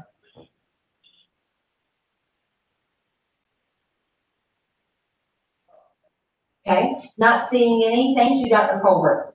There are 4 consent items on our agenda this month. They all relate to schools, charter schools who are requesting to implement a weighted lottery.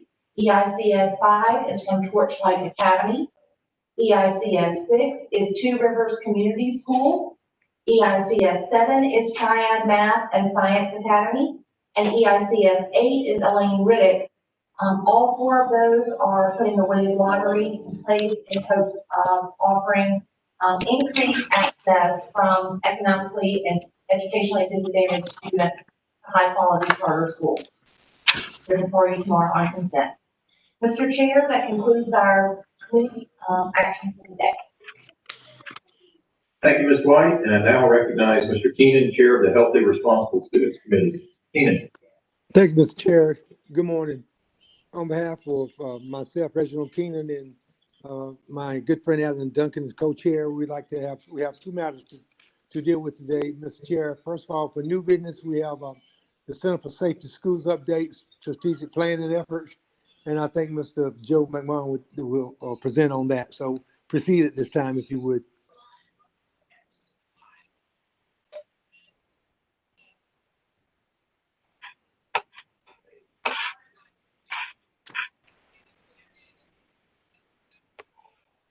Hello, can you all hear me? Yes. Yes, we hear you.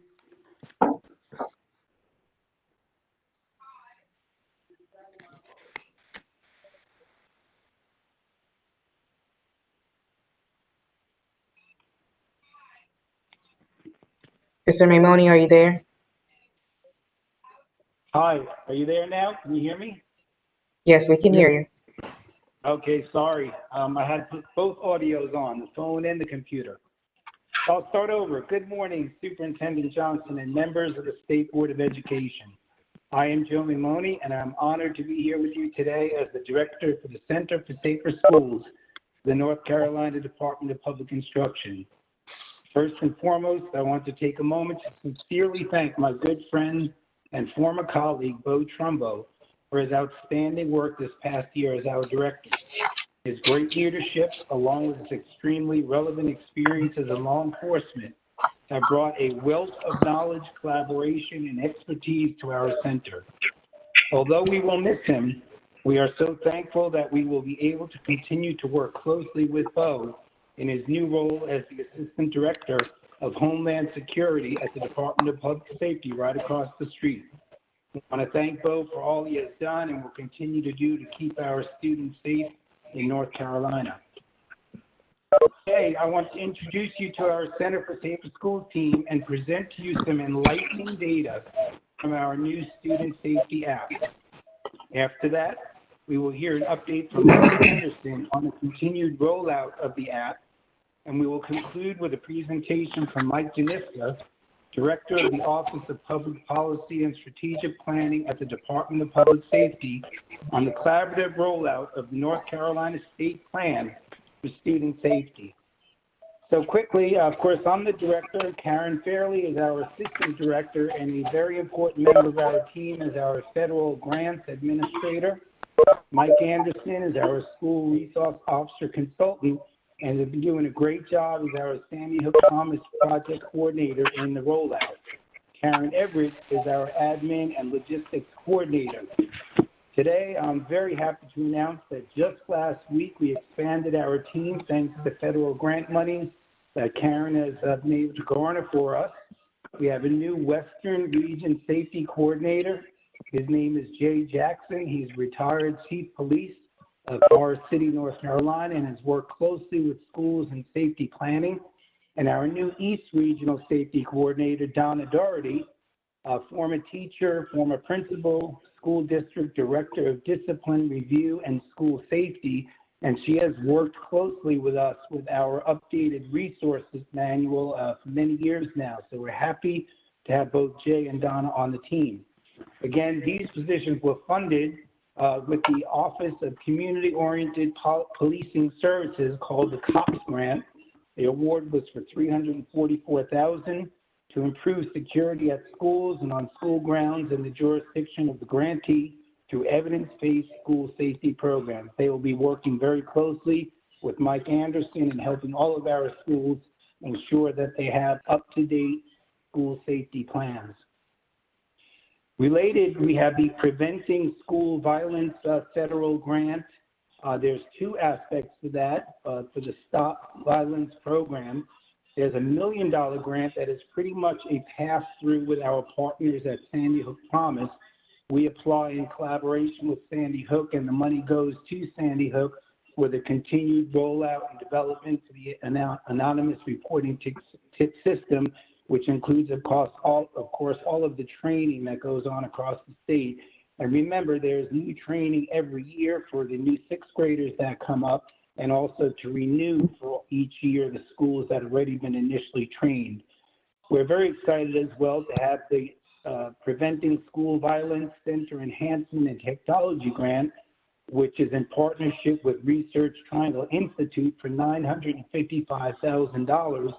This is going to go a long way in helping us to develop the newly required legislative school threat assessment model that we had to put in place. So this is just being approved as we speak through our budgeting office, and we should be able to start implementing that fully in the next month.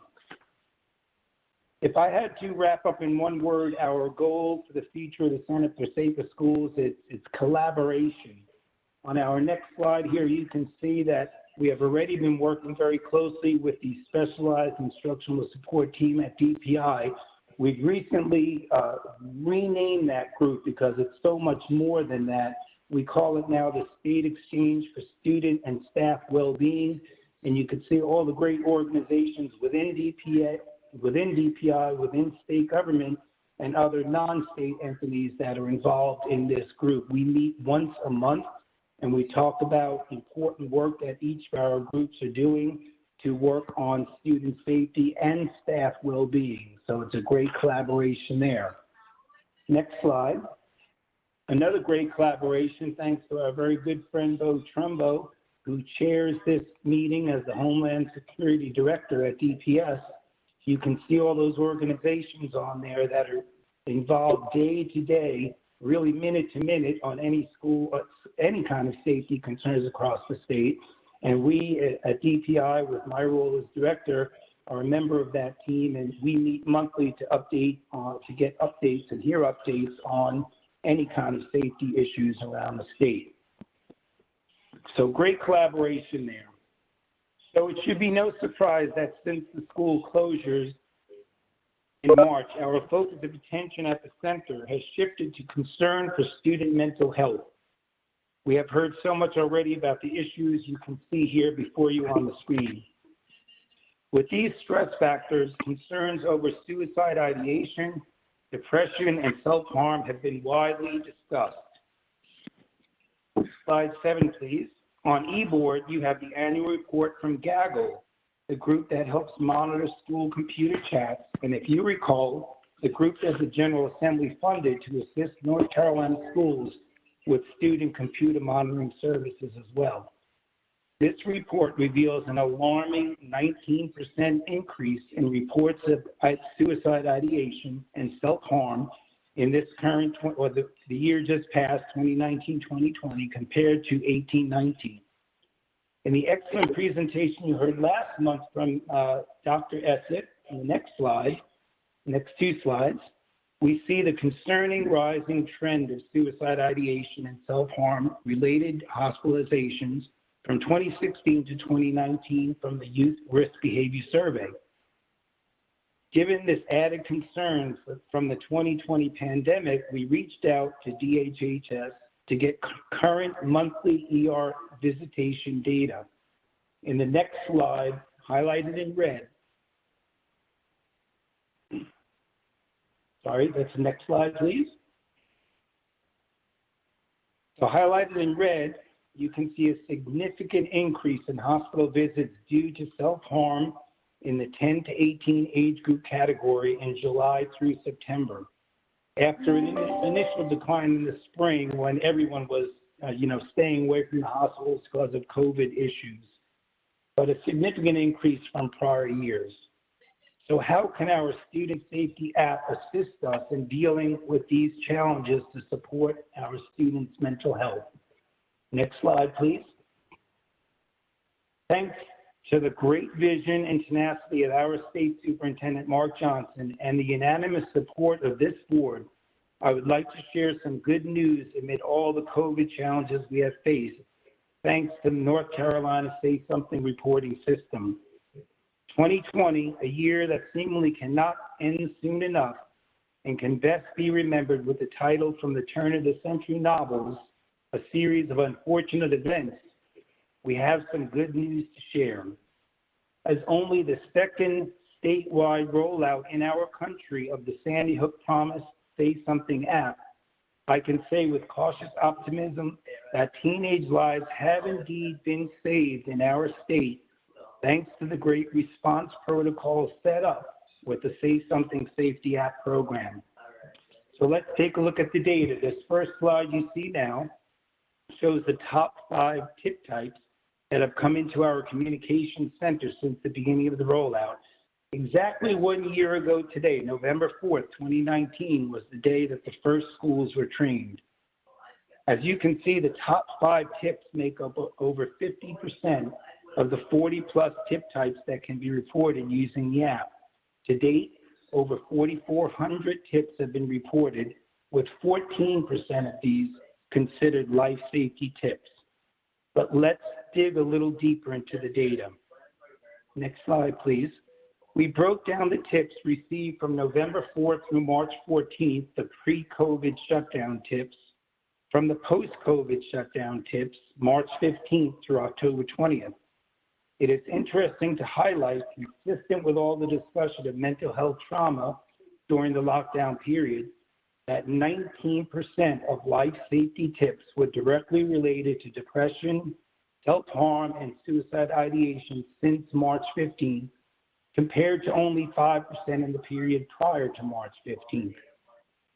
In addition, since its inception, These life safety tips have led to a total of 92 potentially saved lives where emergency room hospitalizations weren't involved, and an additional 706 successful interventions where students received social and emotional support from school and community professionals almost immediately after the tips were reported, something that would not have happened pre the Safety App tip. To further support the success, I want to thank Shauna Geary from the Department of Health and Human Services for providing us with seemingly corroborating evidence that although we have seen, next slide please, although we have seen a recent significant rise in hospitalizations and hospital ER visits that we showed prior, preliminary DHHS data reveals that North Carolina has thus far seen fewer teen suicides compared to the 2 prior years. That's the slide you're looking at now, where the red dots show the actual suicides this year compared to the prior 2. Now, although this data is subject to change due to lags in statewide reporting, it does not diminish the fact that 92 hospitalizations and 706 interventions to support student mental health have very likely saved lives in our state. This is one small glimmer of light in a very dark and gloomy year. We owe a great debt of gratitude to our state superintendent, to this board, and to all the hardworking folks at DPI and out in the field who worked tirelessly to roll the successful program out and give our students in North Carolina a voice to help themselves and to help each other. We heard an anecdote just this past week of a student who took pills, and apparently her friend heard about it through private conversation, and the friend submitted a tip that she was concerned about this student. Sure enough, it was reported to our center, and they immediately deemed it a life-threatening situation because there was good evidence that the person had taken an overdose of pills. They sent EMS to the house, and sure enough, they were able to get that student to the hospital and potentially save another life. That was just this past week. Now I'm going to turn the podium over to Mike Anderson, our Sandy Hook Promise Project Coordinator, who deserves great credit for working hand in hand, oftentimes twisting a few reluctant arms to help ensure a successful statewide rollout of the Say Something app. I also want to mention that our Sandy Hook Promise partner project managers are listening in, Myra Lucy and Dawn Andrews. And if you have any questions after Mike's presentation for me, for Mike, for them, we'd be happy to help with those. So at this time, I'd like to turn it over to Mike Anderson. Thank you very much.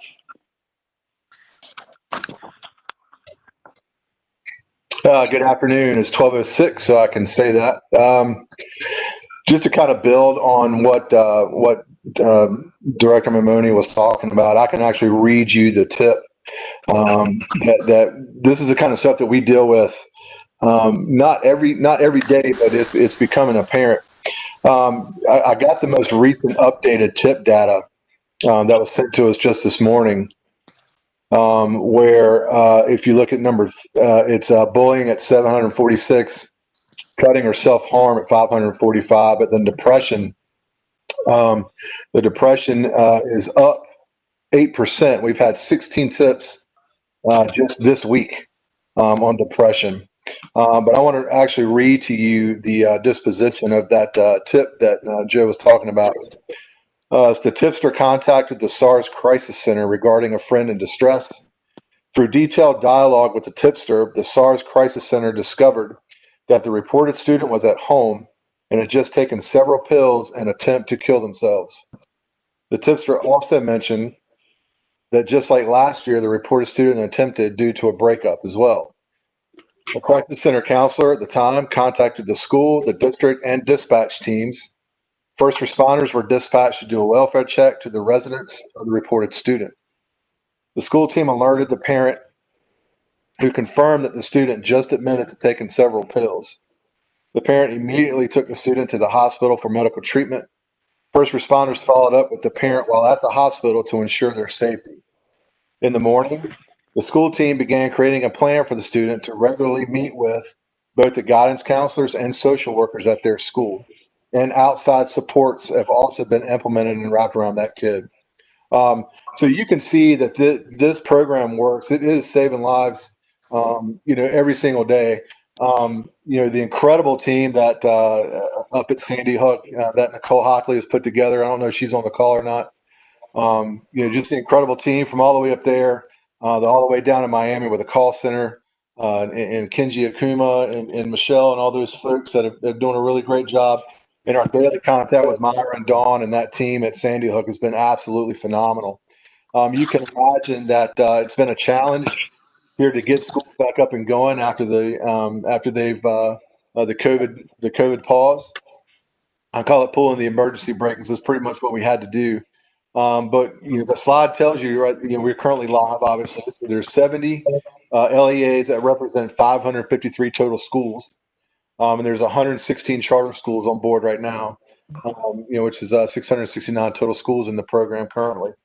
Now, as of today, I just looked at it this morning, and there are test tips being sent to several districts in the next few days just to get them up and going. A lot of them were paused, which you'll see the numbers here in a few minutes. A lot of them were paused and ready to go before the shutdown occurred.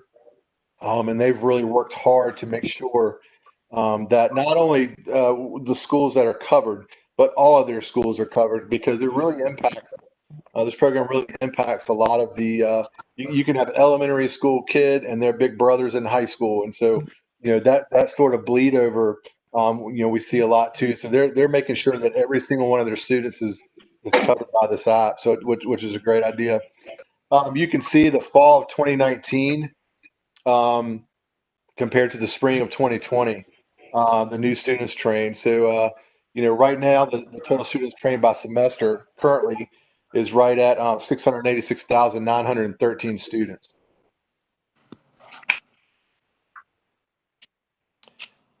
And obviously by semester, the students whose training was obstructed by the COVID, in the spring of 2020, so there was 94,634 kids that we had to pause the training on. Could you imagine? The majority of the training was plug and play, which we'll see in a minute, and also in person. Of course, all that stuff had to close, and so the team up at Sandy Hook, in the great direction that they have in the foresight, really kind of jumped ahead of the game, and we really started to get it and implement a plan to be able to train the kids while they're virtually at home. So, if you go to the next one. So you can see that the in-person trainer, the plug and play, and the virtual live trainers, that's the three, that's the three that we went with that they can be trained on. So the projected number of students is 6 through 12 that are trained by these. It's going to be 460,022. So, the 46,000 that was trained in person, obviously that's probably not going to happen right now. And so we're going to have to adapt, improvise, and overcome, which is my favorite terminology here the past few months. To be able to get these trainings out.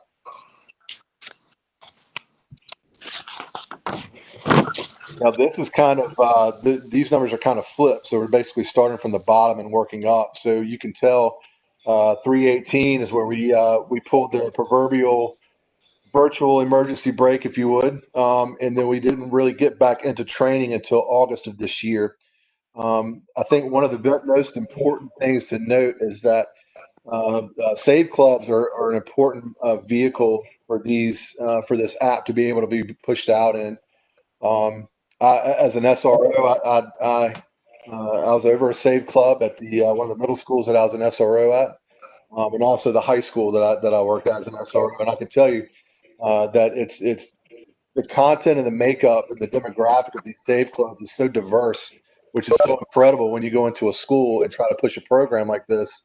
That's really what you need. You really need that strong student support to be able for these kids to be able to reach out and understand that their problems are going to be handled efficiently, effectively, and anonymously. So I think that's the best. And so while a lot of these pauses were going on, schools are still trying to establish their safe clubs in these schools. And so, right now we went from zero just a couple months ago, that now we have right up 194 different safe clubs that are being established in these schools.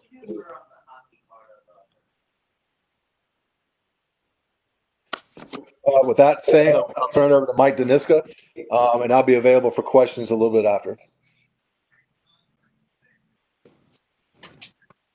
Hey, good afternoon, everybody. As Joe said at the beginning, my name is Mike Deniska. I'm the Director for the Office of Policy and Strategic Planning at the Department of Public Safety. And I believe the next slide may be my intro slide. Maybe the next slide. Okay, thank you.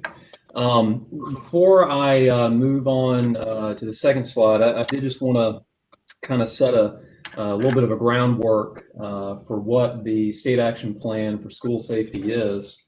And really, I probably should have put the word draft on this title slide, because it is still very much a draft document that we are working towards finalizing. But just a little bit of background, it was the information that originally was compiled to develop the draft action plan. We looked at a variety of sources. So we didn't start from scratch. We looked at historical Center for Safer Schools reports from a few years ago. We looked at recommendations that came out of the North Carolina legislature, the House Select Committee on School Safety back in 2018, the Governor's Crime Commission, Special Committee on School Shootings report, which was issued back in late 2018, early 2019. We even looked at the Federal Commission on School Safety report from a couple of years ago. We also looked at existing reports that we were developing in-house within the Department of Public Safety that basically catalog and inventory a lot of the things that different DPS agencies are doing related to school safety. So I wanted to kind of put that out there as kind of a starting point, because a lot of those reports and recommendations and lists of things that either are happening or should happen, previous groups, previous entities at the state, local, and federal level had kind of run a lot of those ideas through the ringer, so to say. So we really were not starting with scratch. We were really starting with a lot of recommendations that had come out previously. But the intent has been really to kind of pull everything together into a single document that identifies not only what should be happening, but also who is doing what, how they're doing it, who's going to do what, and when they're going to do it, to try to ensure coordination of effort and communication, primarily between state agencies. That's why this is called the State Action Plan. Again, just at a very high level, the action plan addresses issues that deal with promoting a positive climate in schools, addressing student misconduct earlier and more appropriately as much as possible, promoting sharing of information between the many different disciplines that come into contact with one another in a school environment. Something that has really been impressed upon myself as being critical to school safety, expanding access to mental and behavioral health resources for students, enhancing physical security, looking at school resource officers, making sure they've got the right training, also trying to do things to improve response capabilities to emergencies, such as active shooter scenarios, and then also addressing what happens after an incident unfortunately occurs. So as we kind of pulled all this information together and kind of organized it, we very much wanted to make sure that we weren't just looking at a small slice of what is school safety. It's not just physical security. It's not just school resource officers. It's everything upstream of that as well. So we try to look at it very much in a continuum. Try to approach it from the standpoint, if you can mitigate something early on, then you may have less to worry about as far as the response activities further downstream.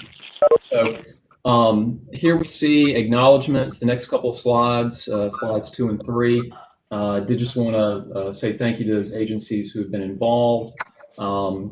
This slide right here, so the Executive Steering Committee has been providing that guiding element to the review and refinement of the action plan. And then the Task Force for Safer School Committees that we see listed here, they have served as our primary review, vetting, feedback mechanism on the draft plan. And I do want to say the plan that we started out with before we sent it to these committees is very different from the plan that came out through this committee review process. So we've got a lot of good feedback, a lot of good input, a lot of suggestions, a lot of changes that we've made to the draft plan based on this committee feedback. Next slide. So for the next few slides, I'll go through just kind of a recap of past actions, current efforts, and future steps. So past actions. This is the first time that I've briefed the State Board of Education. We did submit a draft version of the plan to the board back in June, but really a lot of the work on this really began back in October of 2019. We had an initial kickoff with the Task Force for Safer Schools in October. We did provide the task force updates in January and most recently in September. And as I mentioned, we leveraged the task force committees to review the draft plan. That occurred back in the February to May timeframe. For the Executive Steering Committee, as I said previously, they've been a key guiding element to the effort to develop and finalize this plan. We met as a group shortly after that initial task force meeting, and we began talking about what's our vision, what are our guiding principles, trying to set kind of the big picture framework that all of the information that's contained within it should support. So we came away with 8 guiding principles. The first one being that the safety of our students, teachers, school, and staff at pre-K through 12 needs to be the primary focus. All actions undertaken to make schools safer should be carried out fairly and with a do no harm approach. Schools and communities, a lot of them are already obviously doing things already to make our schools safer, and their actions can often be a starting point from which we can identify additional steps. So the big point about that is, as much as we can, don't reinvent the wheel. There's already a lot of good things that are happening out there.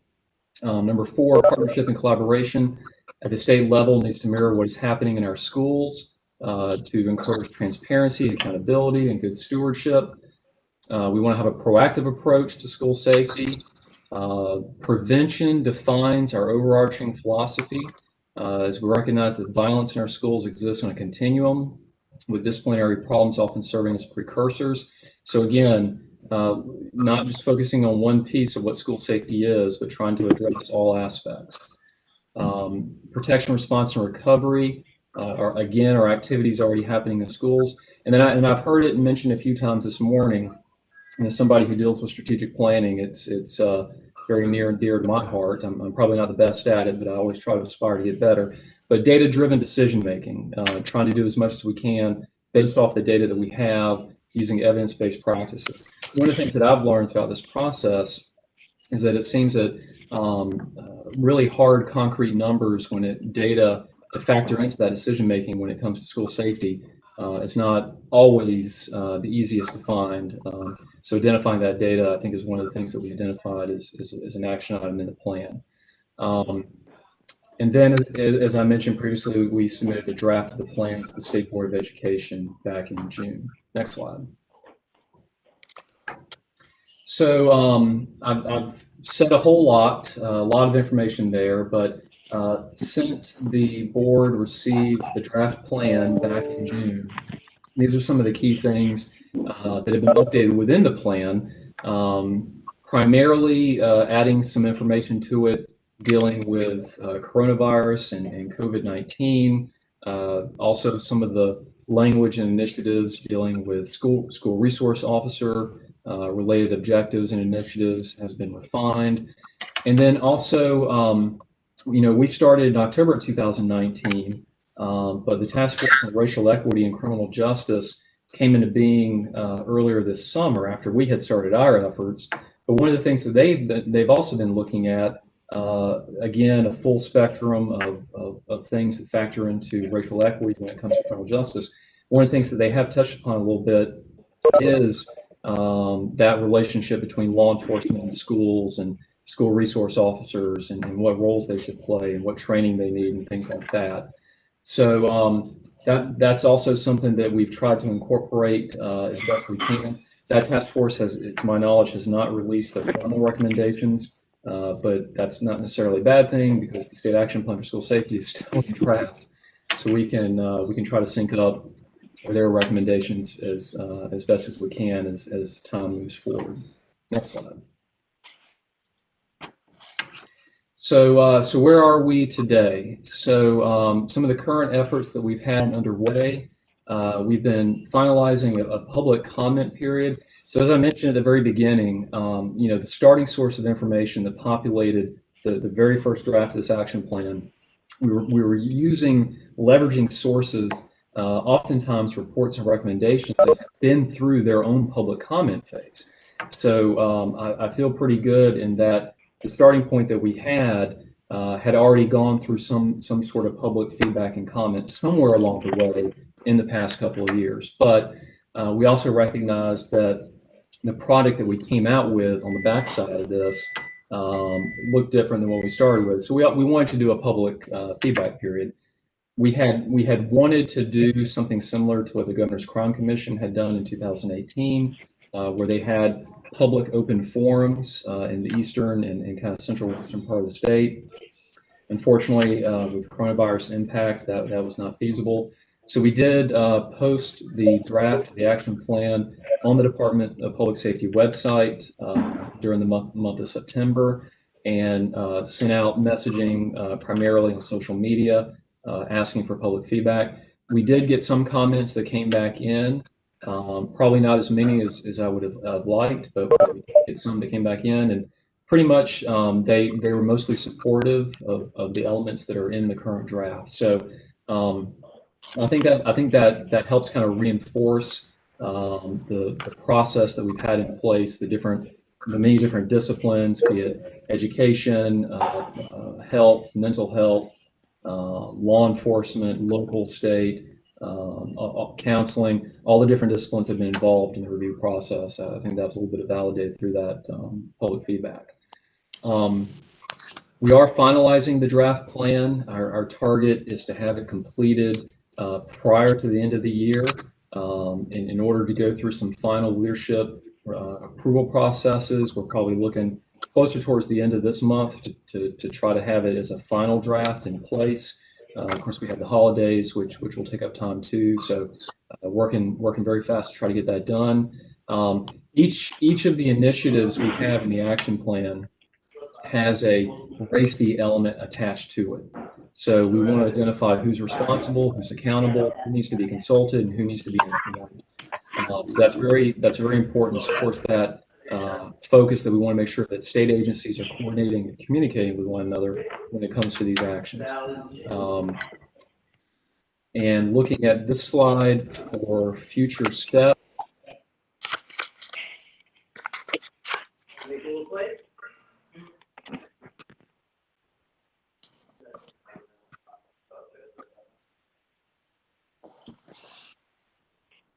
I apologize. I don't know how my mic got muted.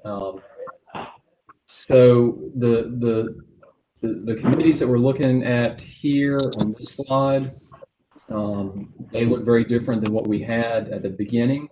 And the reason is what we're looking to do is in coordination and collaboration with the Task Force for Safer Schools, we want to align that committee structure with the action plan structure and the goals that are in the action plan. And this will help focus and hone in those committees on specific activities and actions that they can help support. a lot of most of the initiatives that are in the action plan, the entity responsible or accountable for it right now is a state agency. But there are some things that we think that the task force can also help out with. It may be doing research or looking at different areas to make recommendations on. And then this is very much a living document, 5-year plan. So we want to get it in place, implement it, but it's not static. You know, we definitely understand that situations change, information changes, needs change. So as it's implemented, we want to keep an eye on it, monitor it, make adjustments to the state action plan as situations dictate, and then repeat. So it's a continuous cycle. And this is, it's been very much a collaborative effort. The Department of Public Safety has had probably a key lead role, but the Department of Health and Human Services, Department of Public Instruction, Center for Safer Schools, Department of Justice, it truly has been a collaborative effort between a bunch of state agencies and local representation too, to get this draft plan close to being finalized. And then the last thing that I'll mention is it's almost kind of ending at the beginning, because with any kind of strategy or action plan, you know, you've got your mission statement, your vision statement kind of leading right off the bat. But I did want to close with the vision that we have outlined in the action plan, which is through a whole community approach. Every school in North Carolina will be a safe school where all students can learn, all teachers can teach, and all school staff can do their work without any concerns for their well-being. So I think it's very important that this is the end state that the action plan itself is wanting to guide us towards as best as possible throughout the state of North Carolina. And so with that, that is my last slide. If there are any questions, I'd be more than happy to answer them. And I apologize for my mic muting that a little bit. If anybody missed anything that I was saying that I need to repeat, just let me know, and I'll if I can do that as well. So thank you. Thank you. Are there any questions or comments from the presentation at this time? Mr. Chair, this is Mr. Ford, if I may. Please. Thank you, Mr. Chair. Thank you so much, Mr. Deniska, for that overview. It's extremely and engaging. So one question I did have, and I'm appreciative that you all included the objective 3.2 and 3.3 that dealt with school resource officers. I was also pleased to see that you had a racial equity task force. So this may be two questions in one. One, I just wanted to know, like, about the composition of the racial equity task force, was on it, if there was any student representation, and that dovetails into the other question, which is, have you given any serious consideration in response to many of the calls more recently from students and other stakeholders to remove SROs from the school entirely? And, you know, mainly from students of color who have expressed concerns that the presence of SROs actually don't make them feel safer, and they disproportionately end up being the ones that are, you know, where violence is executed on them. So just want to know about the composition, if there was student voice, and then kind of your response to those stakeholders who've raised concerns about the very presence of SROs beyond sort of the relationship building aspect included in 3.2 and 3.3. Okay, thank you. Good questions. For the makeup of the Task Force for Racial Equity and Criminal Justice, I am not sure. I don't think they had student representation on that task force, but I'm not 100% sure. I'd have to go back and look at the roster list that they have for that particular committee. For the question about school resource officers, you know, it's something that I think it's obviously very very much out there in terms of discussion and conversation. And I remember at the Governor's Crime Commission, the public forums that they did back in 2018, I think that is one of the things that did come up from the public feedback session as something that needed to be talked about and discussed. From the standpoint of this effort for this plan, you know, we've looked at it primarily as what is it the state agencies are doing, should be doing as far as action items or activities to implement to support current or future efforts. So, you know, my understanding is the decision to put school resource officers in the schools, it's very much at the local level. It's I don't believe it's a state mandate. So we're looking at it primarily from that standpoint of you know, what training, are there any training gaps? So there, you know, is it dealing with crisis intervention or appropriate ways to interact with people on campus? Or are there any gaps out there as far as training? Or the things that the Justice Academy does for school resource officers when it comes to training that they can be supported on to help make that the best activity or program that they have. So that's it's not baked into this plan. It's probably a better way to kind of generalize it. Having said that, like I said, and probably halfway through, we definitely recognize that environments change, landscape changes, the conversation changes over time, and this is not intended to be a one-shot deal that it's going to be concrete in place for the next 5 years. It's very much a living document. So it's not currently written into the plan. That's not to say it's something that wouldn't be addressed in the future, though.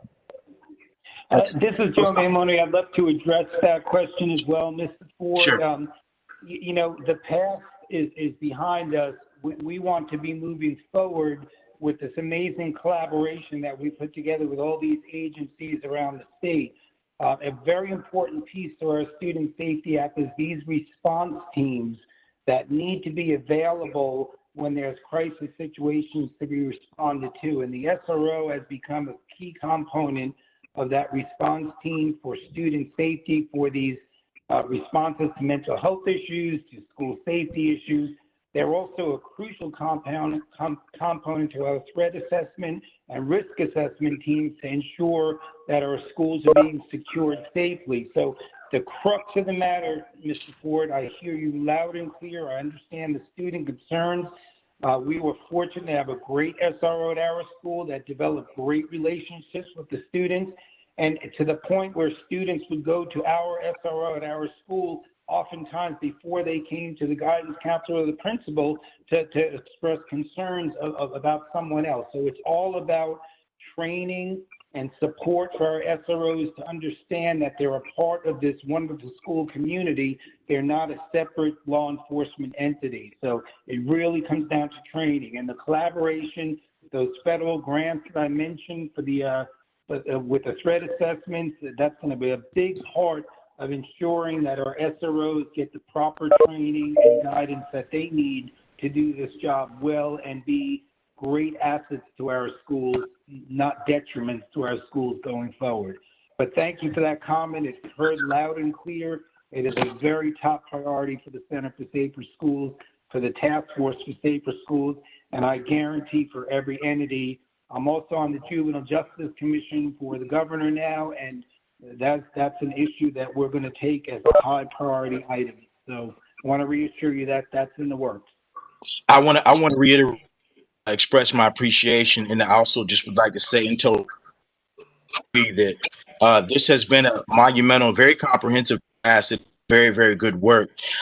You know, respectfully, I would say though, Mr. Mamoni, that the work or the task of creating better relationships between police and historically marginalized communities is not behind us, and that as we are future facing, I would really, if I could, just be on record in admonishing that before any sort of action steps or report is released, that some sort of, in addition to your community feedback, some sort of reaction or interaction with student groups to get their deliberate sort of response, be to that process before releasing it. I would just hate for anything where, especially where the stakeholders who are the students would not have a direct opportunity to respond to and engage and be consulted as a part of this report's release. I can put you in contact with student groups if that is an area of interest to you. But again, I just want to close by reiterating, I do think this is very good work. I think that all the things you mentioned are incredibly encouraging. But this, of course, we know without having to overstate, is an issue that is as long and as sordid as the history of the institution of law enforcement. And so I just want to make sure that we continue to acknowledge the enormity and the challenge of that task. Thank you, Ms. Ford. Mr. Keenan, may I make a comment? This is Mrs. White. Please do. In a nod to the importance of continuing conversations and providing all voices, I too will use the word admonish when we give too much weight and credibility to student voices, young people who are often guided to make decisions based on emotions rather than data, and a general lack of understanding across our state about the role of public safety entities and the multitude and multifaceted services that they provide to our schools and to our community. And I think if you look at and drill down to the school level, even in schools where there are overwhelmingly minority, low wealth students, the role of the student safety officer in that school is far more important than perhaps some of the perceived notions of that are being displayed in public conversations now. I just can't say that. I remember 2 years ago, we had a conversation in New Hanover with law enforcement in New Hanover County, and the significant changes that have been made in collaboration there in working in groups to provide services to students that help allay and defray violence at the school level. And so I just want to caution again against us allowing students to make decisions when their maturity level and their knowledge about the role of how important it is to keep public safety at the forefront. We must keep our students safe. So I would ask that that be a part of the conversation as well. Mr. Chair, I here, if I may, if that were if the over influence of students on education policy were a problem, I would 100% agree with that point, Ms. White.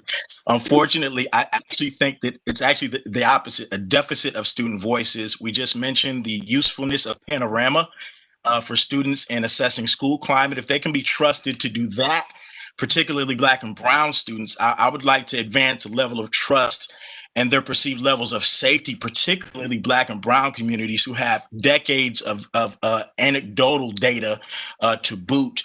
And so I appreciate that. I really cannot emphasize enough the importance of entrusting and advancing a level of asset-based framing and assuming that those stakeholders, the students themselves, have a pretty good idea of what in fact constitutes safety for them.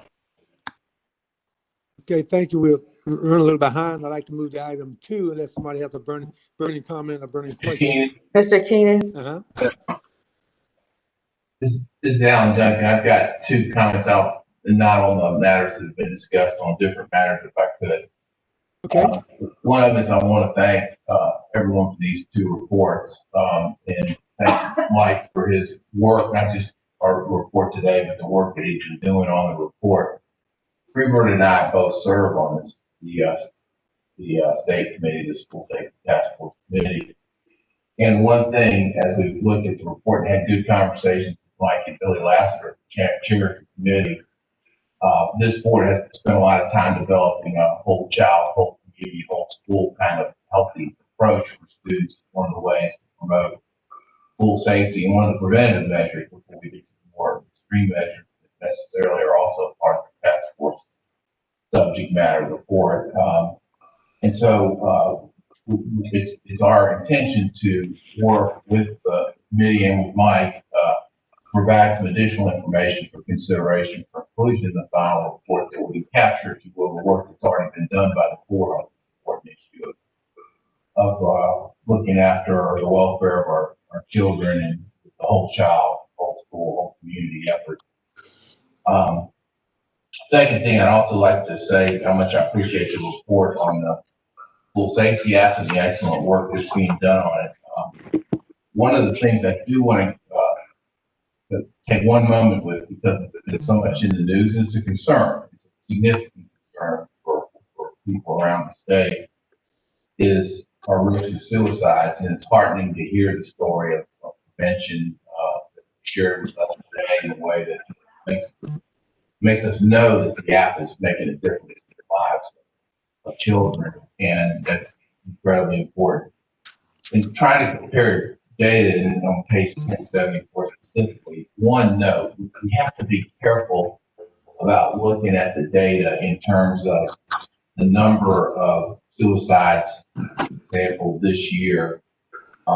Appropriately, authorities necessarily take some time to do full investigations.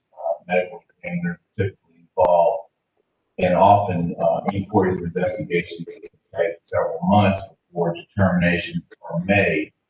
And so when we look at the data for this year, we have to understand that to this point, the data will always trail the actions because it takes a period of time to investigate. So although the data is encouraging in the environment where we hear so much about concerns with mental health for us due to the pandemic and other issues, we need to continue to remain extremely vigilant and understand the data will need further development and understanding before we begin to get close to feeling any level of comfort, but we can feel good that the work that's being done is fully in aid in the process of helping our students help prevent these practices. Thank you for that moment, Chair.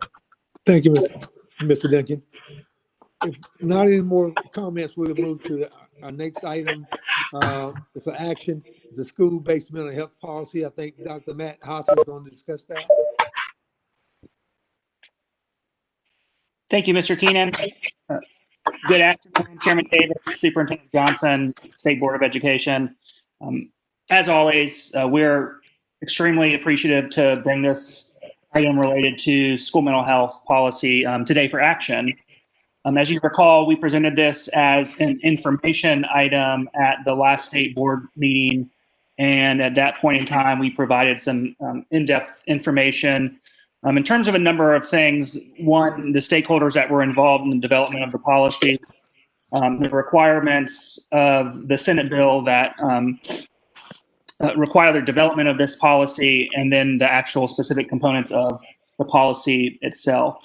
So our goal today is just to further confirm the importance of what we think is so important, a comprehensive approach to meeting the needs of the whole child, which includes mental health, and why we feel that the components of this particular policy achieve that goal.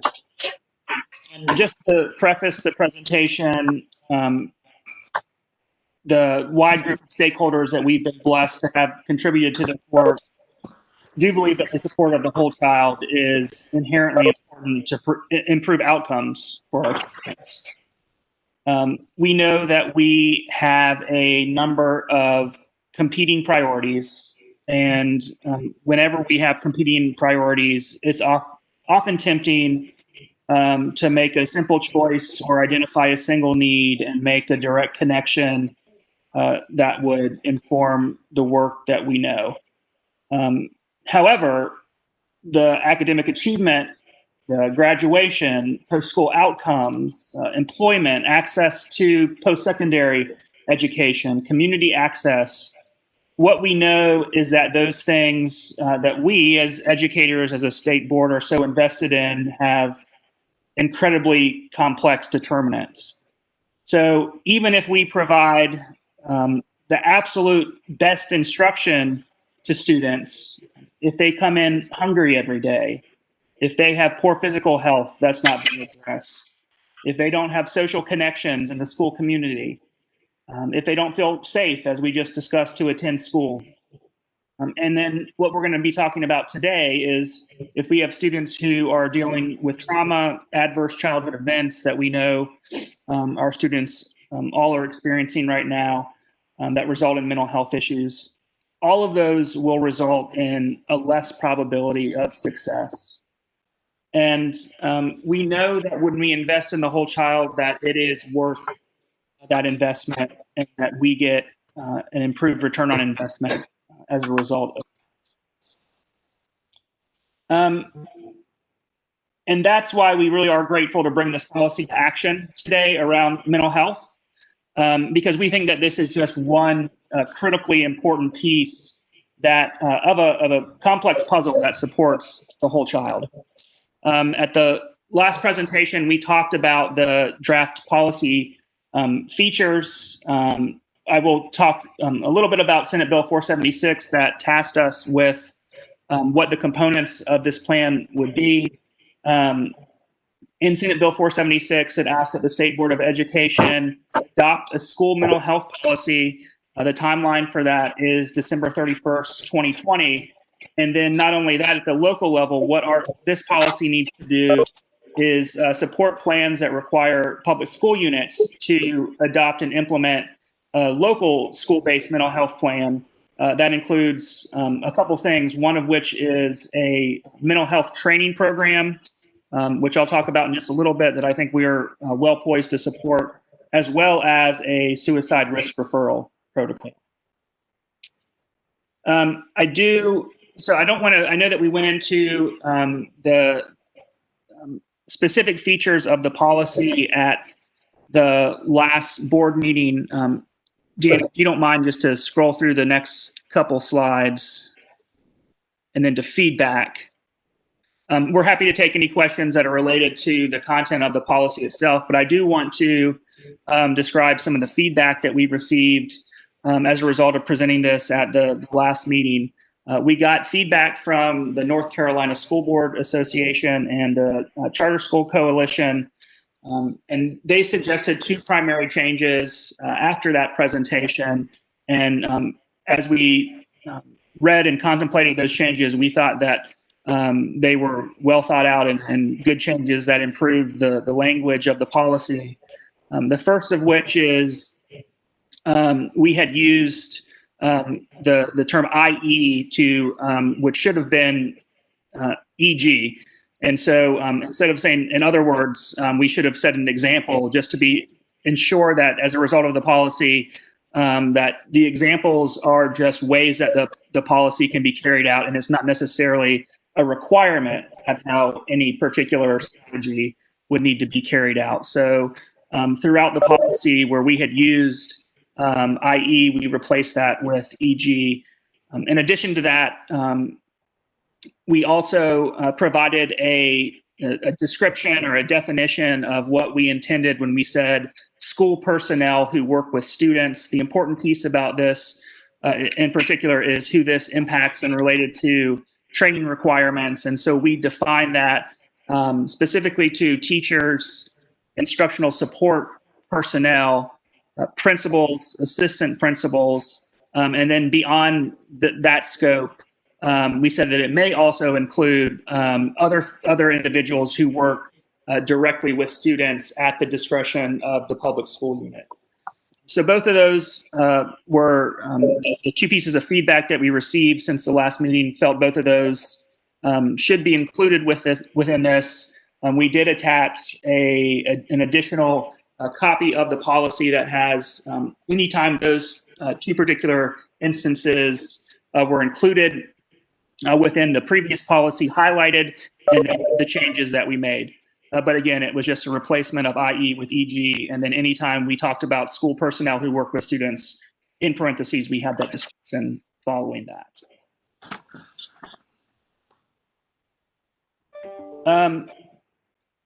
So as we think about this policy as well and think about the language that's included with it, I also want to touch on some things that we discussed on or during the last meeting that will be critical for implementation of the policy. And the first thing that we know is that specialized instructional personnel, so counselors, workers, school psychologists, nurses, they're going to be absolutely a critical role to supporting the implementation of this policy. And what we know is based on the presentation that we received from Healthy Schools last month is that we currently have staffing ratios that are below the recommendations from the national professional organizations. And as a result of that, that could impact the implementation of this policy. And so we do have several. Blocked by 2 trees. Sorry, I'm getting a little bit of feedback. Okay. So we do have several strategies that we would like to address in ensuring that we are proactive in meeting these ratios. And so some of the things that the team that's worked together to put together this policy has thought through is targeting states that have training programs in each of these professions that exceed the need within the state and doing recruiting within those areas, exploring where we have in each of these positions where we have individuals who are in North Carolina but who are licensed but not currently working in a school, to reach out to them and see exactly why they are not and what we can do to get them back into schools. And then also, particularly with a policy such as this one, most of the folks that serve in these roles want to serve in a comprehensive capacity that supports mental health needs of students. And with that, we feel like this could actually even be a recruiting tool, letting these individuals know that they will have a role in either training staff related to mental health or working directly with students, whether it's from a universal social emotional learning type of way or an intervention type of way. So we feel that those are some beginning ways that we can address the ratios that we have and begin to recruit more specialized instructional support personnel.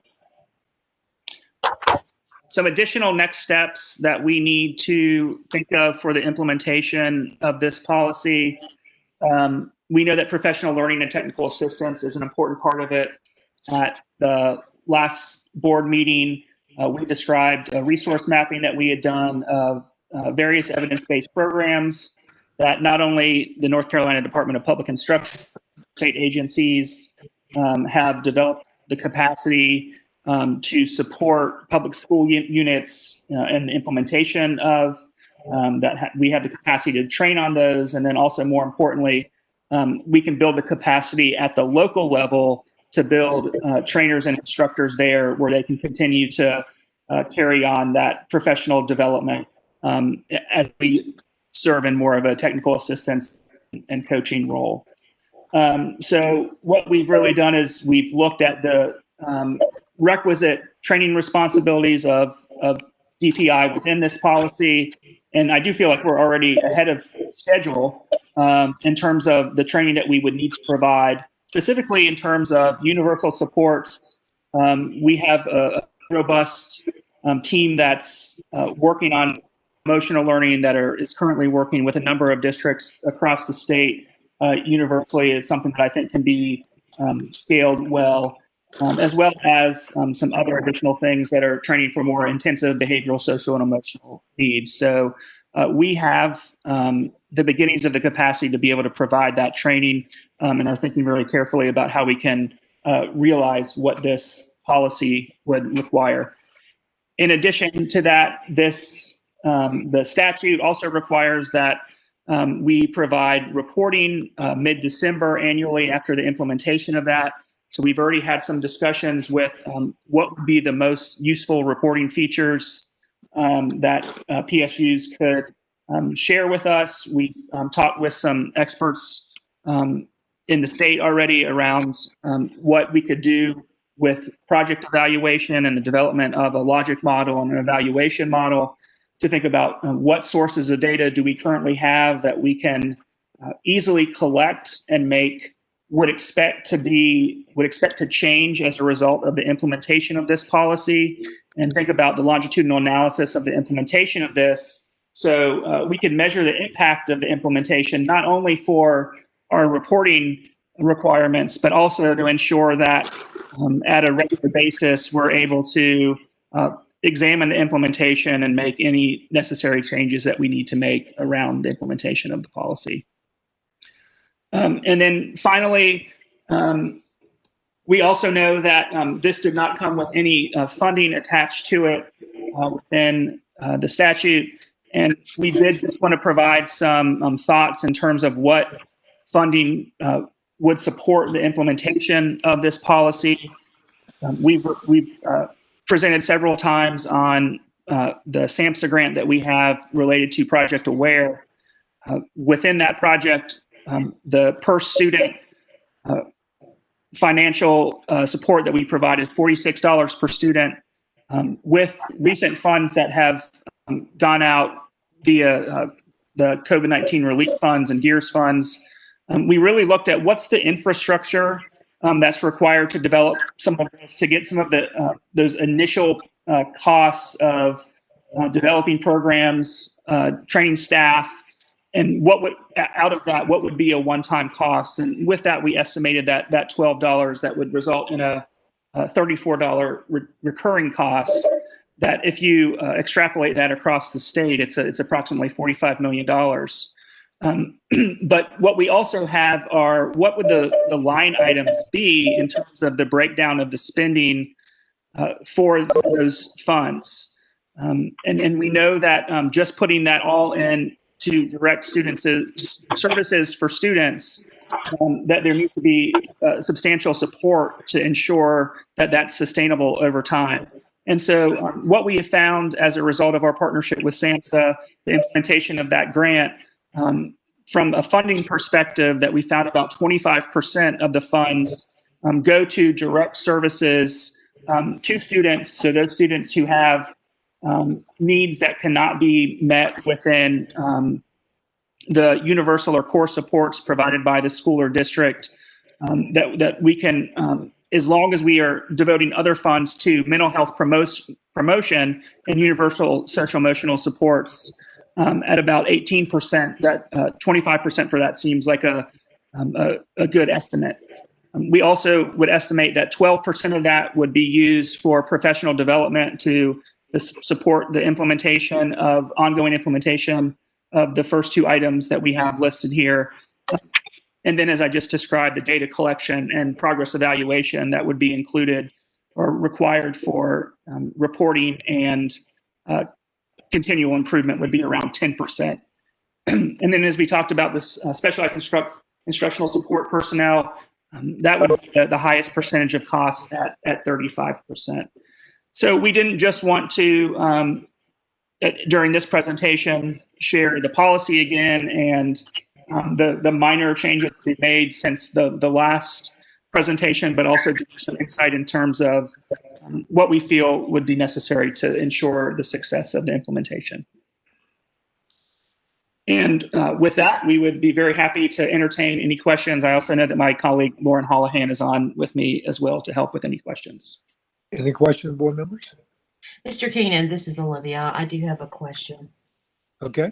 I don't know whether there is an answer is possible at this point during this discussion presently, but my concern is more about the SEL training that is going to be, I'm sure going to be provided for teachers and SROs and administrators and so on, and counselors and other support staff at the school level. And so I would actually need to get weedy or see something very specific in terms of training models, content of training, and so forth. And I will fasten that to a concern that I have, and I do not want to be misunderstood by the audience because I do know that the social emotional well-being of students and of adults in general has so much to do to the overall success of an individual. And specifically, we're talking about the success of our students in our schools and classrooms. So I'm ultra sensitive to the need for teachers and administrators and adults being super sensitive to SEL. SEL interaction with our students, building relationships with our students, letting our students know and conveying the message that we care for them, we're here for you, and on and on and on.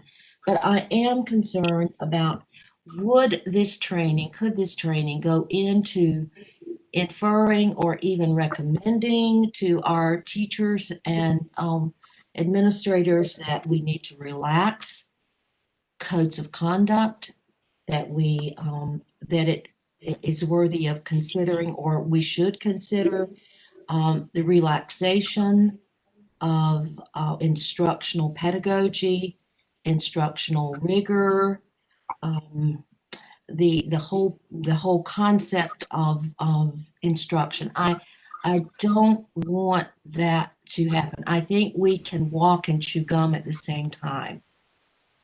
And I just offer that the comment and my heartfelt concern that we give that the training balance all that. Thank you. Thank you, Dr. Oxidine. Anyone else? If no question, that concludes our report, Ms. Chair. Thank you, Chair Keenan. At this point, we're now at our lunch break. We're running a little late, so why don't we take a lunch break for 1:55? We'll adjourn till then.